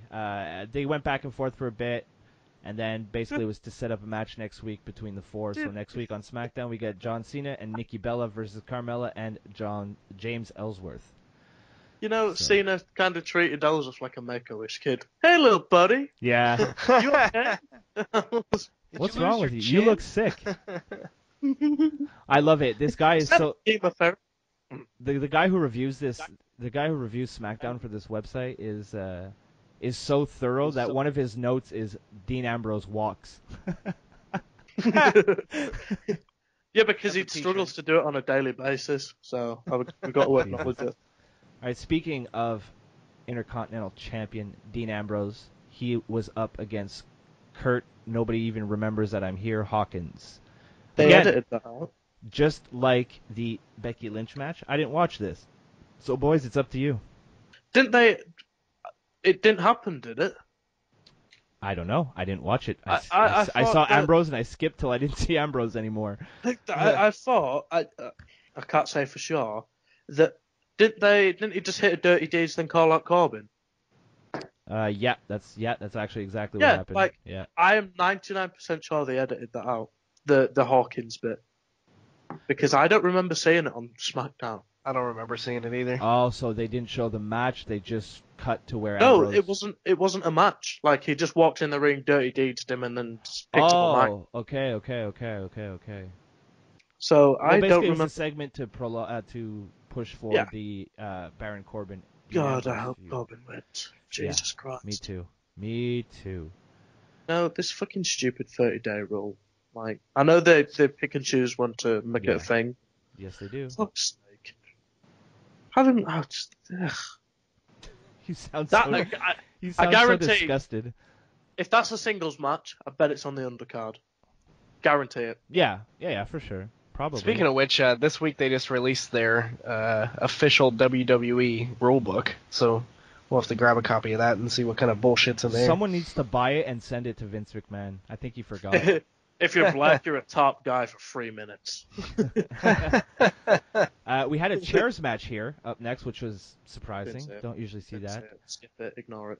If you want to talk about how good a show. There was a last spot where Ziggler, I think it was a drop toe hold. He hit Apollo Crews with it, who sent him throat first into the chair. That looked pretty brutal. That was a cool part of the match. Why is the face attacking the heel during his entrance? Yeah, it doesn't make sense. It doesn't make sense because I guess it kind of does because we had couple weeks of like Ziggler attacking either Crews or Ziggler from behind, so it could be seen as the babyface just kind of, being at that breaking point where it's like, well, I'm going to throw my good morals and everything aside, and I'm going to fight Ziggler on his level. But, I mean, I'm fucking bullshitting for some reason. I'm like, I'm defending something I really don't agree with for some. Imagine if they turn Apollo Crews heel and I call him Apollo Bruise. No, he could come down to the ring with like 2 pitchers of beer. Yeah. Get it? Apollo Brews. Beer's a brew. Fuck. I'm gonna put in some canned laughter there. A brew's a cup of tea in England. Again, cultural differences bring the show to a screeching halt. Yeah, well, fucking French natives. Fuck off. I'm French Canadian, not French. It's a very important distinction. Oh, would you like to use this pipe? What's that? Yeah, Robbie, get on your knees and suck my pipe. What? That's right. What's that Canadian meal called that's really popular? Poutine? Or is it Montreal? Poutine? Yeah. Like the fries, the cheese, and the gravy? That is an English person's dream. A drunk English person, that is their dream. Dude, it's a drunk French Canadian's dream. We're gonna get along. I've had that shit for breakfast before. It's a great way to start your day. We just call it cheesy chips. Cheesy what? Cheesy chips. Because fries are chips in the UK. We could have a whole show of just comparing like tea biscuits will be like what do you guys what do you call biscuits? No, there was a different. Oh no, I don't know what I was thinking. I had a stoner moment there. I apologize. Tea biscuits. Oh yeah, because aren't biscuits like fucking bread in America? Like no. KFC. Yes, that's it. That's what I meant. Buttermilk biscuits. Yeah. Oh god. Biscuits are not their biscuits are nothing to fuck with. If there's an extra biscuit left over, that biscuit is mine. We've gotten into fights in my family over that shit. Chris Hero and biscuits. Oh, Chris Hero has had a lot of biscuits. It ain't nothing to fuck with either. Speaking of oh no. Oh god, that's a good one. Finally, one of the most out of this, I don't know, because it's one of these craziest segments I've seen in a long time. Huh? It was Bray Wyatt's invocation. Is that what they called it? Yeah, something like that. Whenever I have trouble saying something in English, I'm French Canadian. Sorry, that's my excuse for everything. Wyatt makes his way to the ring, and he's about to preach on us. He's going to preach to us. He's going to testify the scripture of Sister Abigail. So he does that for a while. He says it didn't matter if it was AJ or Harper who won, because they're mere mortals, and he... Oh, this I found was interesting. While he is a deity. Could that Don't be... know what that means. Could that be a... You don't? The 7 deities? Oh, of hell. I'm about to delete you from this podcast. I don't... 7 days... What? Are you Let's fucking... remember that... Matt Hardy, Well, the 7 deities? Are you kidding me? Drew, kick him out. No, don't kick him out of the call. It'll make another audio file. You're lucky. I was very... You're lucky, Robbie. I was very hipster that I only caught, really, when Matt Hardy was doing the one bit. So. Oh, okay. Well, thanks for tanking another one of my jokes. I hate you. Yeah, so Bray Wyatt goes on being Bray Wyatt as he normally does. He's saying things that are way over my head that I'll never understand, but I'm entertained by it because he changes the inflection of his voice. It doesn't take much to entertain me. But I want to get to it was Bray's gonna Bray. Wyatt's gonna Wyatt. He did his thing, which is usually pretty good, and then we get Randy Orton. Oh, God damn! It was good. Okay, I am not a Randy Orton fan. I never really have been. Sorry. This is the best Randy Orton promo I've ever seen. This was him at his best. From his delivery, from the way he was pouring the gas all around the cabin, the way he would twirl the pick, the way he suddenly stopped the rocking chair. He was, you could tell, he's a little bit too comfortable in that role. Yeah. He seemed like he was a little bit, it was a little too natural for Randy. I wouldn't want to share a long car ride or a hotel room with him. Well, he's very bland, so yeah. Yeah, overall, but he was anything but bland in this promo. This was like the way he looked into the camera.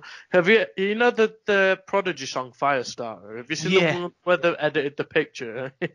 He's got the fucking hair and the nose ring and shit. I haven't seen that. This was good. I liked it. I fucking Randy Orton. Yeah, I do agree. This came all too naturally for Randy Orton. Yeah. I remember watching this and be like, I'm not being sure if he was actually still playing a character. I was like, it looks like he's just having his, it's almost 10. It's almost 10 o'clock. Oh, it's okay. It's time for Randy to babble for a while and go play with, mining tools and gasoline. I couldn't believe that, he's pouring gasoline all over it, right? And I'm like, oh. Are they going to set the whole fucking thing on fire? Are we going to see a giant fucking fire?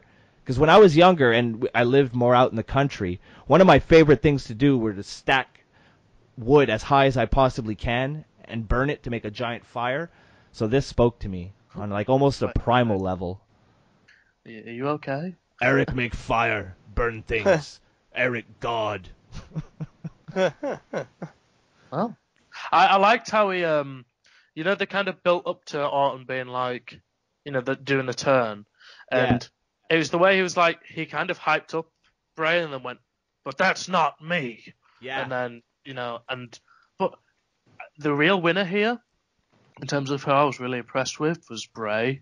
In the sense that... I'm glad you brought that up. The way he was in the ring crying and shaking, and when he got on his knees and looked like he was speaking in tongues, that was dope. And it was just like closing his eyes and tilting his head back and just and it looked like he was in pain.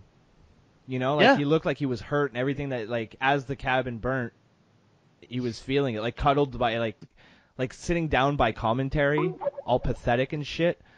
Yeah. It looked awesome. I fucking love this segment. I wish we got more of these kind of insane things. Oh my god. Yeah. America. That's a nice sweater. But they, what was I gonna? Oh, one thing I really did like about this, when he came on the screen for the first time, and Bray was like, "Randy, my brother," and then I was so happy to see him. Yeah, it was, in someone from in the arena, noted that for like 5 minutes after the show, Bray was in the middle of the ring, face down, clutching his heart. Just not saying a word, and then people were just slowly leaving, looking at him is he actually okay? That's kayfabe, baby. It's kayfabe. That's awesome. That's fucking. And then, That's some dedication right there. You gotta respect that.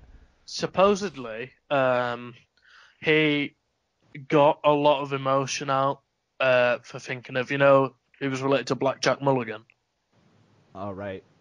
So because he passed away recently, supposedly he just thought about that, and then he was managed to channel the emotion into the promo. Jeez, that's some dedication right there.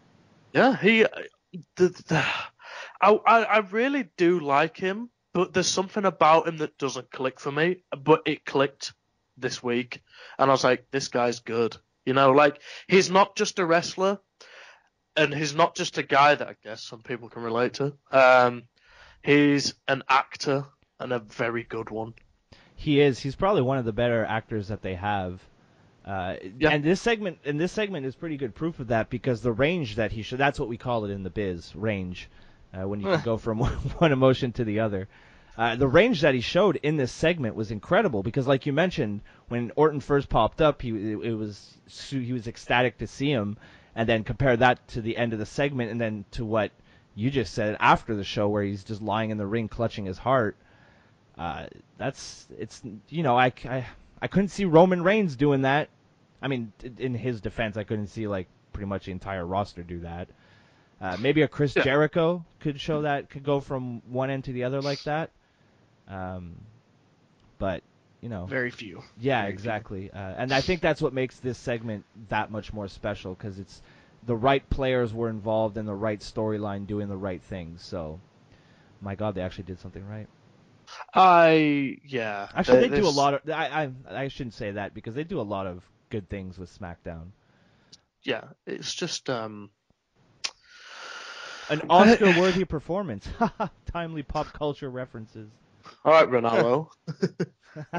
Well, it's a Canadian thing. I still would kind of second guess talking to Bray Wyatt in the street. I see him in a rock bar, like a bikers club, sitting in the corner with a pipe, and you only see his face when he first lights up the pipe, and you don't see it again. Then it just and then every time he takes a hit off it, lights up. See his face. This is what Robbie does before he starts at the gym now. Yeah, he writes Bray Wyatt fan fiction. The large man sitting in the corner of the bar slowly lights his pipe and slides it into his mouth. And then this dude with a huge pipe comes in. and then Robbie's in the bathroom in the gym. He's like, "Oh yeah, brother. Oh, well, tell me what he's gonna do with the pipe. Tell me what Daddy Bray's gonna do with the pipe, brother." Don't say Daddy, because it reminds me of the terrible guest that we had on. Shame. We're not over that. We're not over that, guys. Shame. Let's fight it. Well, I've said so many awful things to her on Twitter, so I'm alright. Yeah, I guess you're good. But I'm good at it, so it's done in a charming way. It's charming. Fuck your mom. Oh, you're funny. I hope you die a slow and painful death. Oh, you're cute. I know I am. But yeah, no. Speaking of dying a slow and painful death, I didn't this week because SmackDown was really fun. Yeah. Start to finish. I was generally here. I started the show shaking with excitement at the promo, and I ended it the different emotions that are conveyed through watching us. You know how people just assume wrestling is just like a back body drop, and then a leg drop. It's now an emotional. SmackDown is genuinely an emotional. If you invest yourself in it, it's an emotional roller coaster. Yeah. Raw is like one of those carousels that just go up and down in in a circle, and SmackDown is an emotional roller coaster. That's the way it is. But Sunday's a pay-per-view for the Raw side, so I guess we could get into the card real quick, make some quick predictions, and then we'll finish the show off with some FASTLANE fan questions. Fucking FASTLANE, living in the FASTLANE straight into a brick wall. All right, so FASTLANE. We're going to get through this real quick, boys, so have your predictions ready. Kickoff pre-show, Noam Dar and Brian Kendrick versus Tozawa and Rich Swann. I got... Swann. Yeah, there you go. Me too. How about you, Drew? Same. Perfect. Raw tag team... then we have Sasha Banks versus Nia Jax. I'm going with my big girl, Nia. Sasha, 50-50 booking. Yep, I agree, Sasha. All right, I'm going to win this one, boys. All right, next we got Samoa Joe, Sami Zayn. I'm going to go with Joe, yeah. Joe. I'd say 50-50 booking, but they've done well with Joe so far. Hopefully, So, yeah. And Sammy never wins. So No, it's okay. not the. Yeah, this would be a feud that would help him, and God forbid we help Sami Zayn. It's gonna be hell. I bet it's gonna be a fantastic match, though. Yeah, it'll probably be match of the night. Mm-hmm. I want Yeah, I see Reigns it. versus Zayn at some point, because you've got to make someone look really weak and make someone look real strong. They're perfect for each other. The Raw Tag Team title match. Don't care. Yeah, I don't care. I think they're gonna give it. Who's in it? So It's They'll retain. Gallows and Anderson versus Big Cass and yeah, I think they're gonna retain. they'll retain and have the really big, happy, friendly payoff at WrestleMania. There you go. Exactly. So I'm gonna go with the club. Yep. All right. I agree. Raw Women's title match. We got Bayley versus Charlotte. I'm going with Charlotte. Yep. Pay-per-view. Streak. Yeah. For pay-per-view, they're not going to break the pay-per-view streak right before WrestleMania. It's never going to happen. WWE Cruiserweight Championship. Neville versus Jack Gallagher. Neville. We got Roman Reigns versus Roman Reigns. Roman Reigns versus Braun Strowman. Who do you guys got? I'm going with Reigns. No contest. No contest. Oh, that would make sense. But all right, let's go to a no contest then, because it's going to be such a fight. If not no contest, then I don't know. I want to say that I want Strowman to win, but I could also see Reigns winning by count out. Or like some cheap bitch victory. Well, like he does. He like will try to put him through a table or put him through the barricade, and then Strowman. I say Strowman. I say Strowman's not agile enough to get up, but he'll kip up off the fucking announcer's table. Yeah, And then finally, we talked about it at the beginning of the show, so I think we all know where we're going with this. The Universal Championship match, champion Kevin Owens versus Goldberg. Unfortunately, I'm gonna have to go with Goldberg in under fucking like 2 minutes. Yep. I want to say that nobody wins. Yeah, well, definitely not the fans. So, yeah. All right. Well, I'm glad I can close that tab on my fucking browser. Goldberg. Yeah. So we're all in agree. We all agree with each other there. And that's why we love doing this podcast. It's a giant circle jerk each and every week, right here on the Kayfabe Yanking the Today. pipes. There you go. Right here on the Kayfabe Today podcast. So right now, what we're gonna do, we're gonna give back to the lovely people who listen to us by answering some of their questions. Hey, First up, we're going to go with, oh, God. All right, this is great. First up, we're going to go with somebody who I talk to every single day now for the past 2 weeks, and I talk to him in a semi-retarded character. Barry from Twitter, at Excellent Legend. He's a weirdo, and I fucking love him. His question is, and he wants to mention that he's a kayfabe denier. Barry's question is, if grappling ain't real, then why do wrestlers get so much fanny?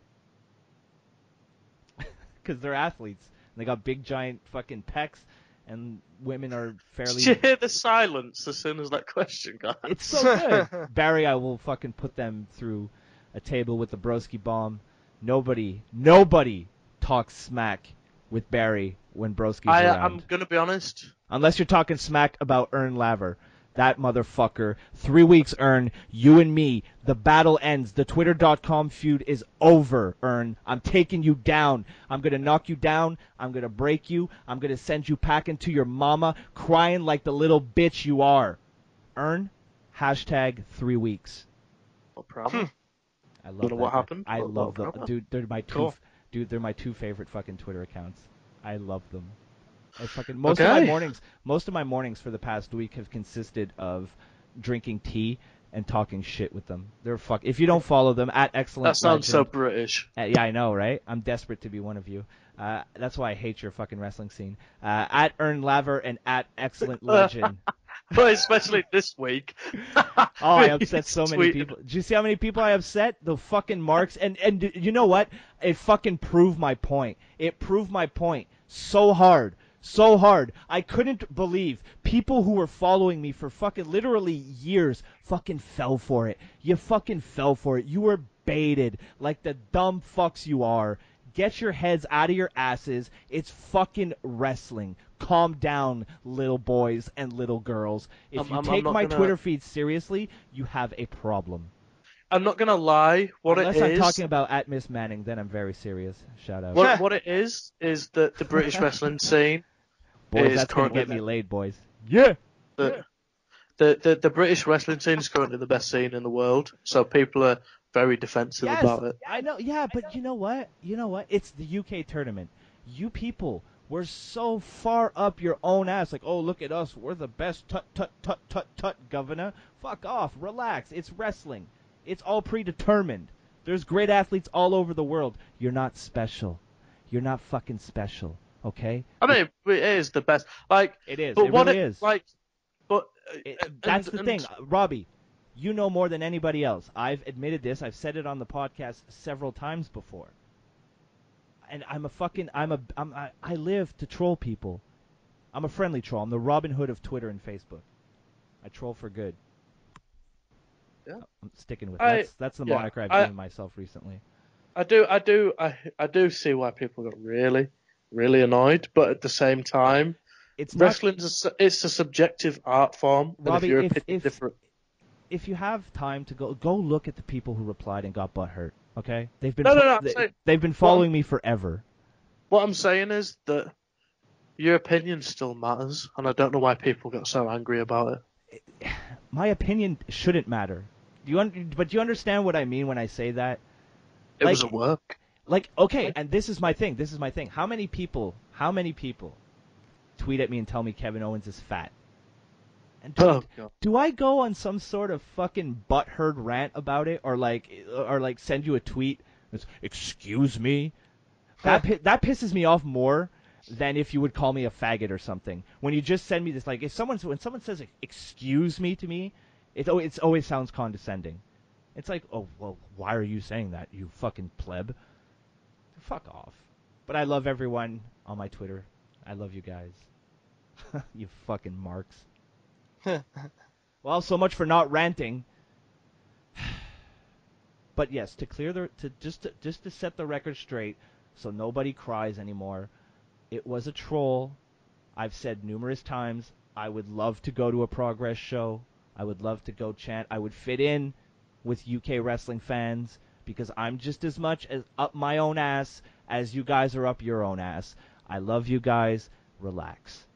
There you go. Mending relationships one podcast at a time. I'm sorry, boys. I went on a little tangent there. Let's get to Ben's question. How do you solve the problem of SmackDown's lower mid-card consisting of basically only Dolph Ziggler, Apollo Crews, and Kalisto? He's got a point. He's got a very, very legitimate point. Yeah. I don't really think you can. At the minute, not with the players. Draft. Yeah, exactly. Not with the players that they have. When you're not working with 3 hours, then you don't need that lower mid card as much. That's true. Yeah, but is there even really room for much more than that? You know what I mean? Like, but I guess you could swap out, and this is going to really hurt a lot of people. But I guess you could swap out Cena for.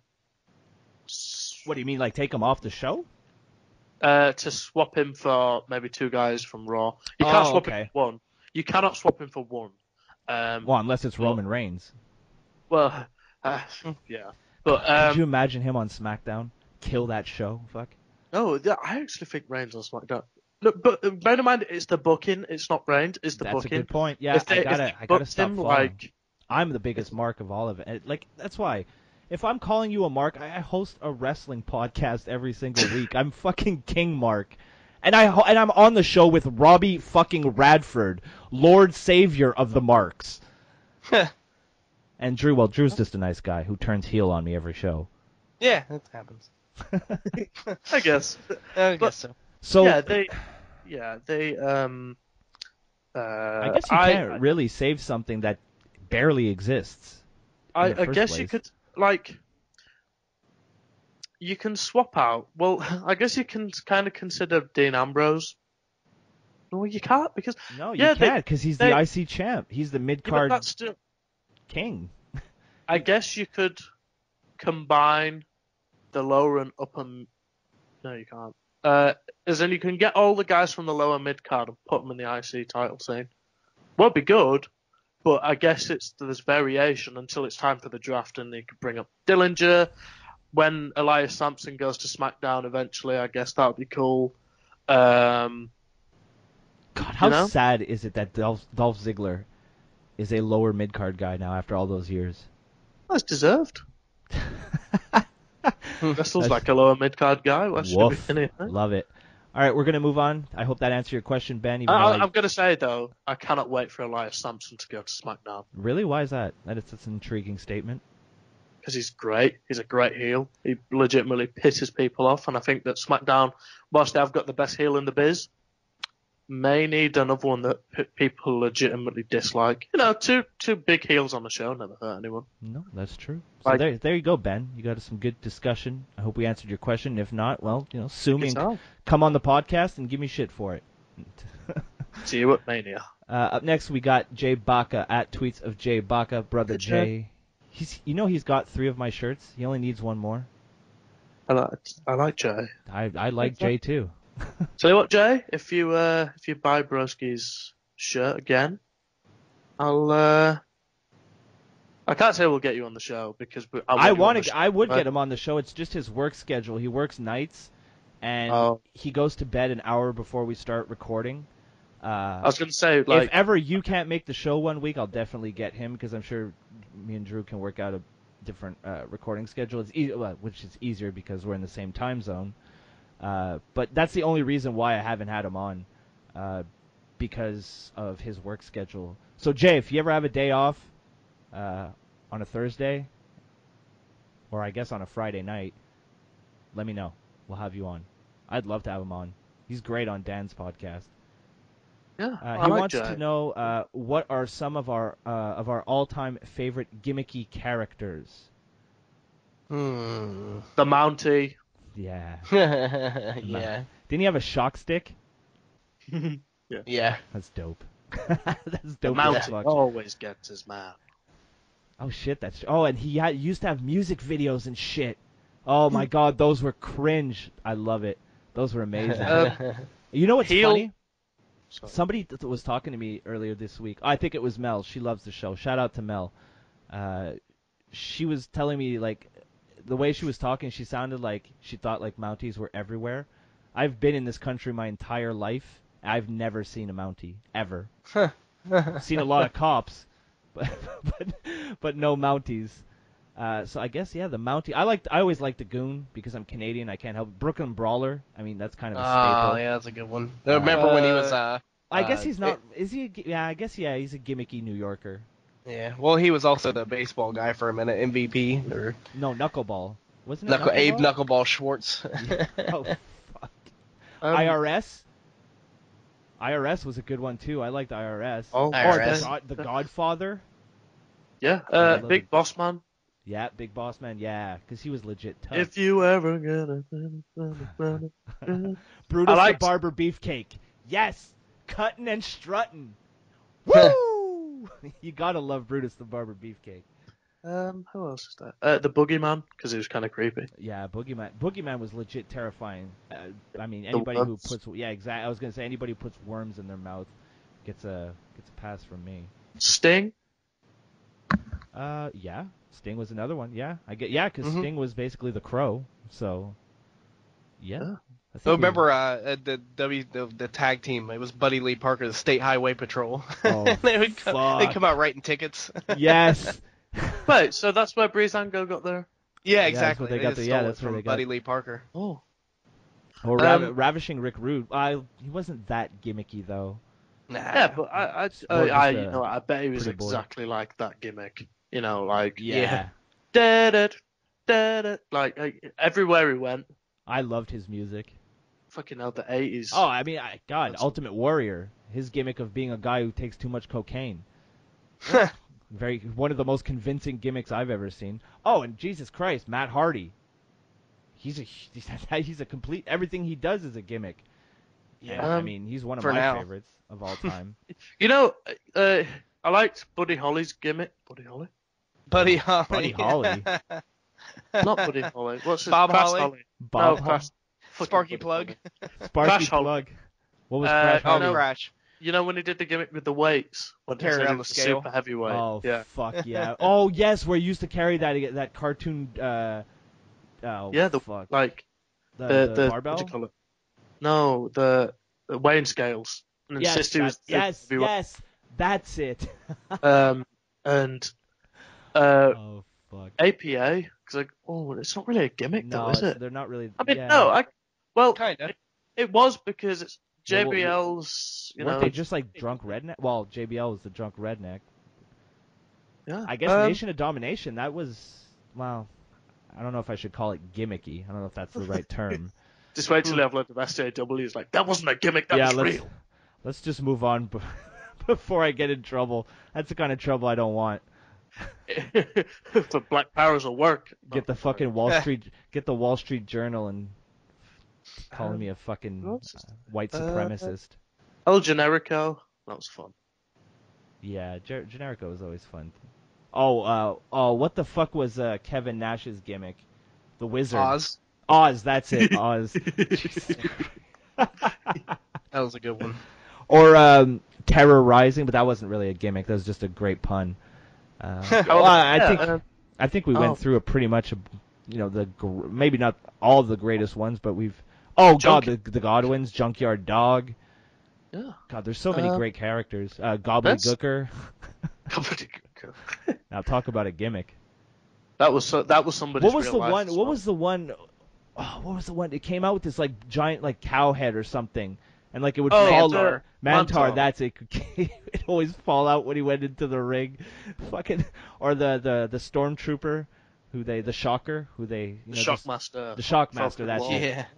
That's probably the most known gimmick, not for the right reasons, unfortunately. For How about the what did they call it? It wasn't the Abomination. The Abominable. No, the Abominable Snowman. Don't remember that one. Came out in WCW and it was just like a toilet roll. Yeti. The Yeti. That was it. It wasn't a Yeti. Yeti. And then he came out a second time and he was dressed like a ninja. Really? Yeah. Wasn't there wasn't there a period of time in WCW where they had like Frankenstein and like they had like their how about the Brood, Gangrel? Yeah. They were Twilight Mankind. before Twilight was Twilight. Yeah, Mankind when he first came out was definitely a gimmick.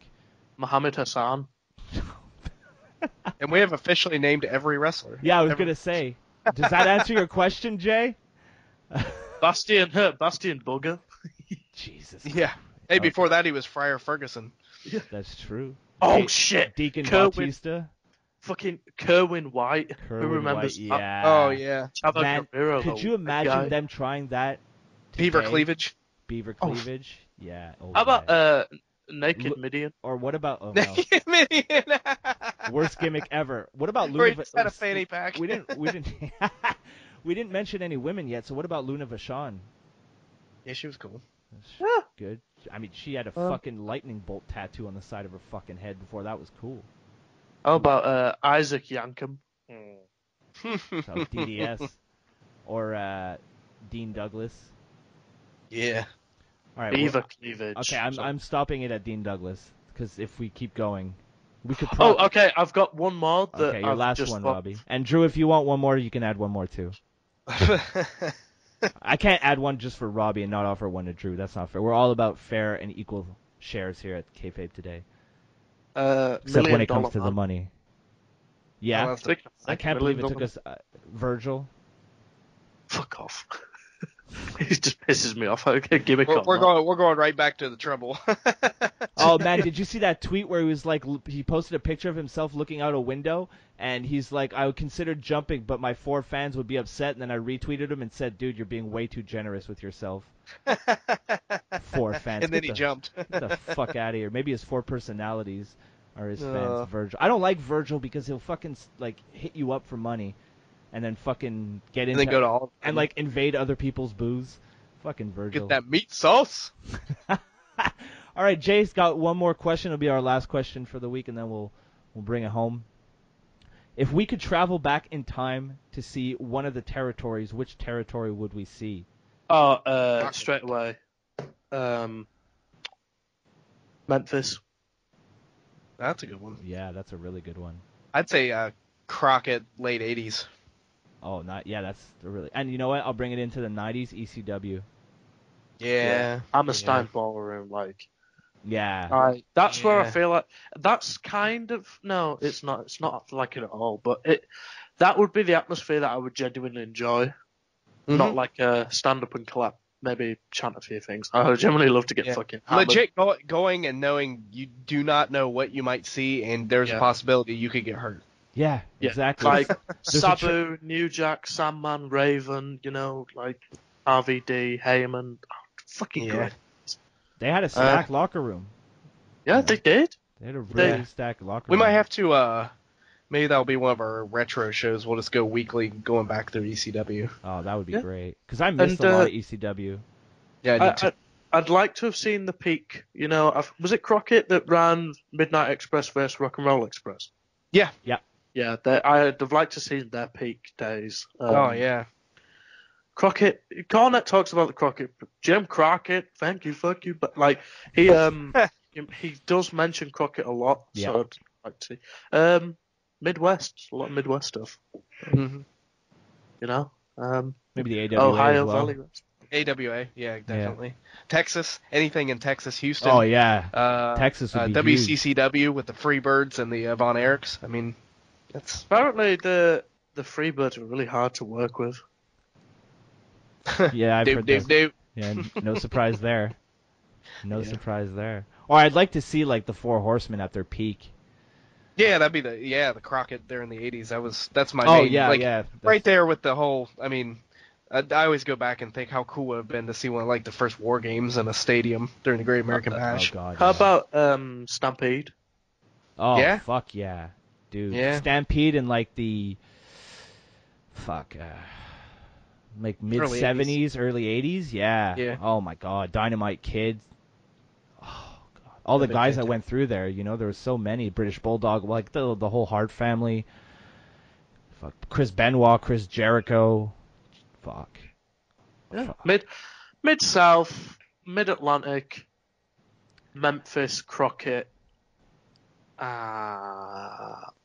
Stampede. And honestly, I'd like to go back and see like, CWF during like the late 30s to like mid 40s.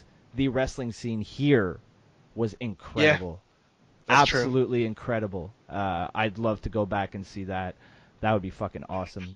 I'm gonna change. That's my main answer because I'm a mark for where I live. It's good. Good stuff. Yeah. So there you go. There you go, boys.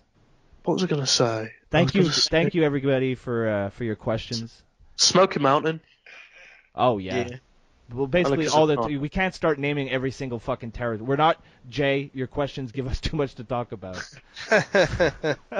But yeah, no, thanks guys for your questions. We appreciate them. I got a few more, but I'm gonna save them. For people who are wondering why I don't always read all the questions. Sometimes it's a time thing.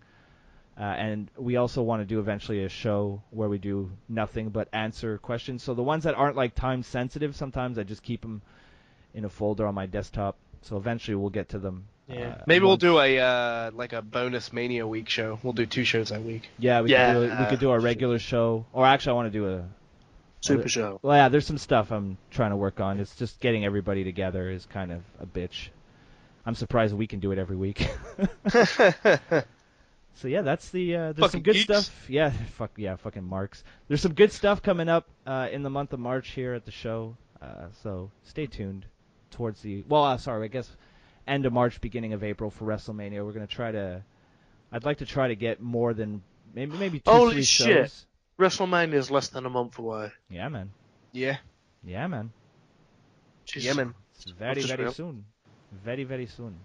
Drew, where can we find you online, and what are you up to? At Drew Ortman on Twitter, and then kayfabetoday.com. Lots of cool shit happening, changes, always something to read. Go to it. Sorry, Robbie, just a sec. At Unicorn Papa will be having has actually a article out right now to coincide with the release of his track that we played earlier in the show. So go check it out. As Drew mentioned, kayfabetoday.com. Oh, what's the article on? I forget. This one will be, previously I mentioned he had the top 25 themes of the Hogan era. This is the top 25 themes of the new generation. Oh, nice. Oh, nice. That's going to be good. Yep. It's going to be a good read. The guy knows his shit. He's very, very musically inclined. So definitely check that out. Robbie, where can we find you online, and what are you up to? Not doing a great deal these days. Fuck all, boys.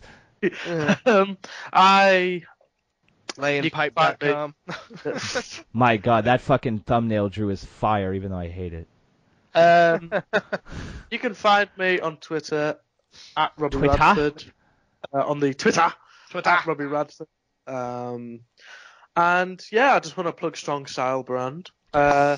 If you want to go to a show, stand by the ring, wrestle in the ring, look around the ring, go shopping for the ring, couple onion rings, hit the gym, lounge around, lie down. Strong Style cologne has you covered. If it ain't Strong Style, it ain't worthwhile. That's my favorite part of the show. Really. Yeah, he just added an extra line this week. Nice. Yeah. When I'm about to throw it, when I'm about to ask you guys what you're up to, I'm like, yay. It's Robbie promo Here time. Here comes. The Strong Style rap. Eventually, I'm just sitting here with my hands, with my chin in my hands, gazing at his Skype picture. Wow. When I grow up, I want to be like Robbie. I hope I'm as cool as Robbie. We're going to have so many goddamn sponsors. It's going to be like, when Steve Austin opens his show. Well, I can't say anything yet, but I'm working on something. So we'll see. You want to get a beer, or you want a lawnmower, or you want to fuck your dead his wife? Ads are so all over the place. It's so funny. Yeah, they are. At least Jericho, he's like, we'll get back to that in just a minute. But Dyko present. Well, I'm desperate to sell out. I've never been ashamed to say it. So, as soon as someone waves a little bit of money in my face, fucking all over that. And if they tell me to drop, I got a Jewish nose. If they tell me I gotta drop YouTube, I'll drop YouTube quicker than you can even imagine. So you're all on thin ice. Quicker than Owen Hart? No, Rob. I deserve that. He did that just to hurt me. I am your lovely, lovely host who never gets angry at anything. My name is Eric. You can find me on Twitter at MTLBroski.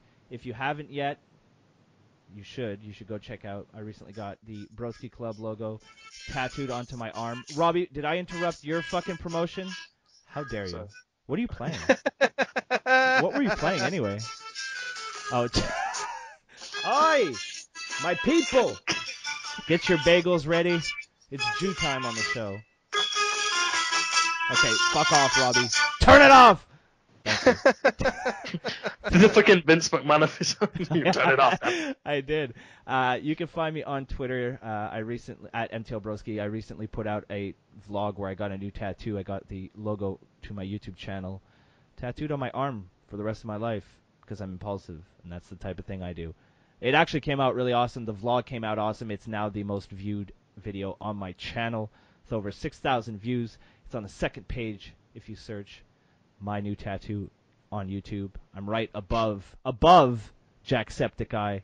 And if you don't know who Jacksepticeye is, he's one of the most influential gaming YouTubers on the platform. So it's pretty good company to be in. Send me money to my Patreon if you want. That'd be cool. Rocky's lonely in that club. Join Rocky. That's it.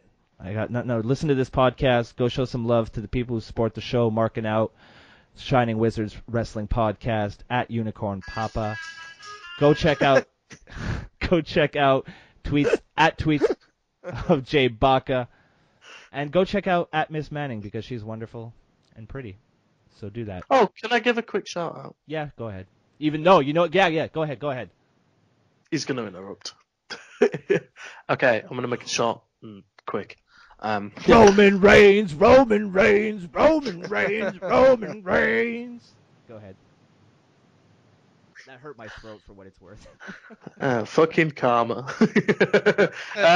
Speaking of karma, just want to give a quick shout out to everyone that's been listening to the show. It's been really fun. Maybe the hate mail, but the send us some hate mail. I wanna say thank you to everyone that's been listening, and keep listening, and yeah, about it. I am nice. Maybe thanks. And until next week, this has been the best damn YouTube wrestling podcast on the entire internet. Yes, that's right, ladies and gentlemen. We'll see you next week right here on the Kayfabe Today podcast.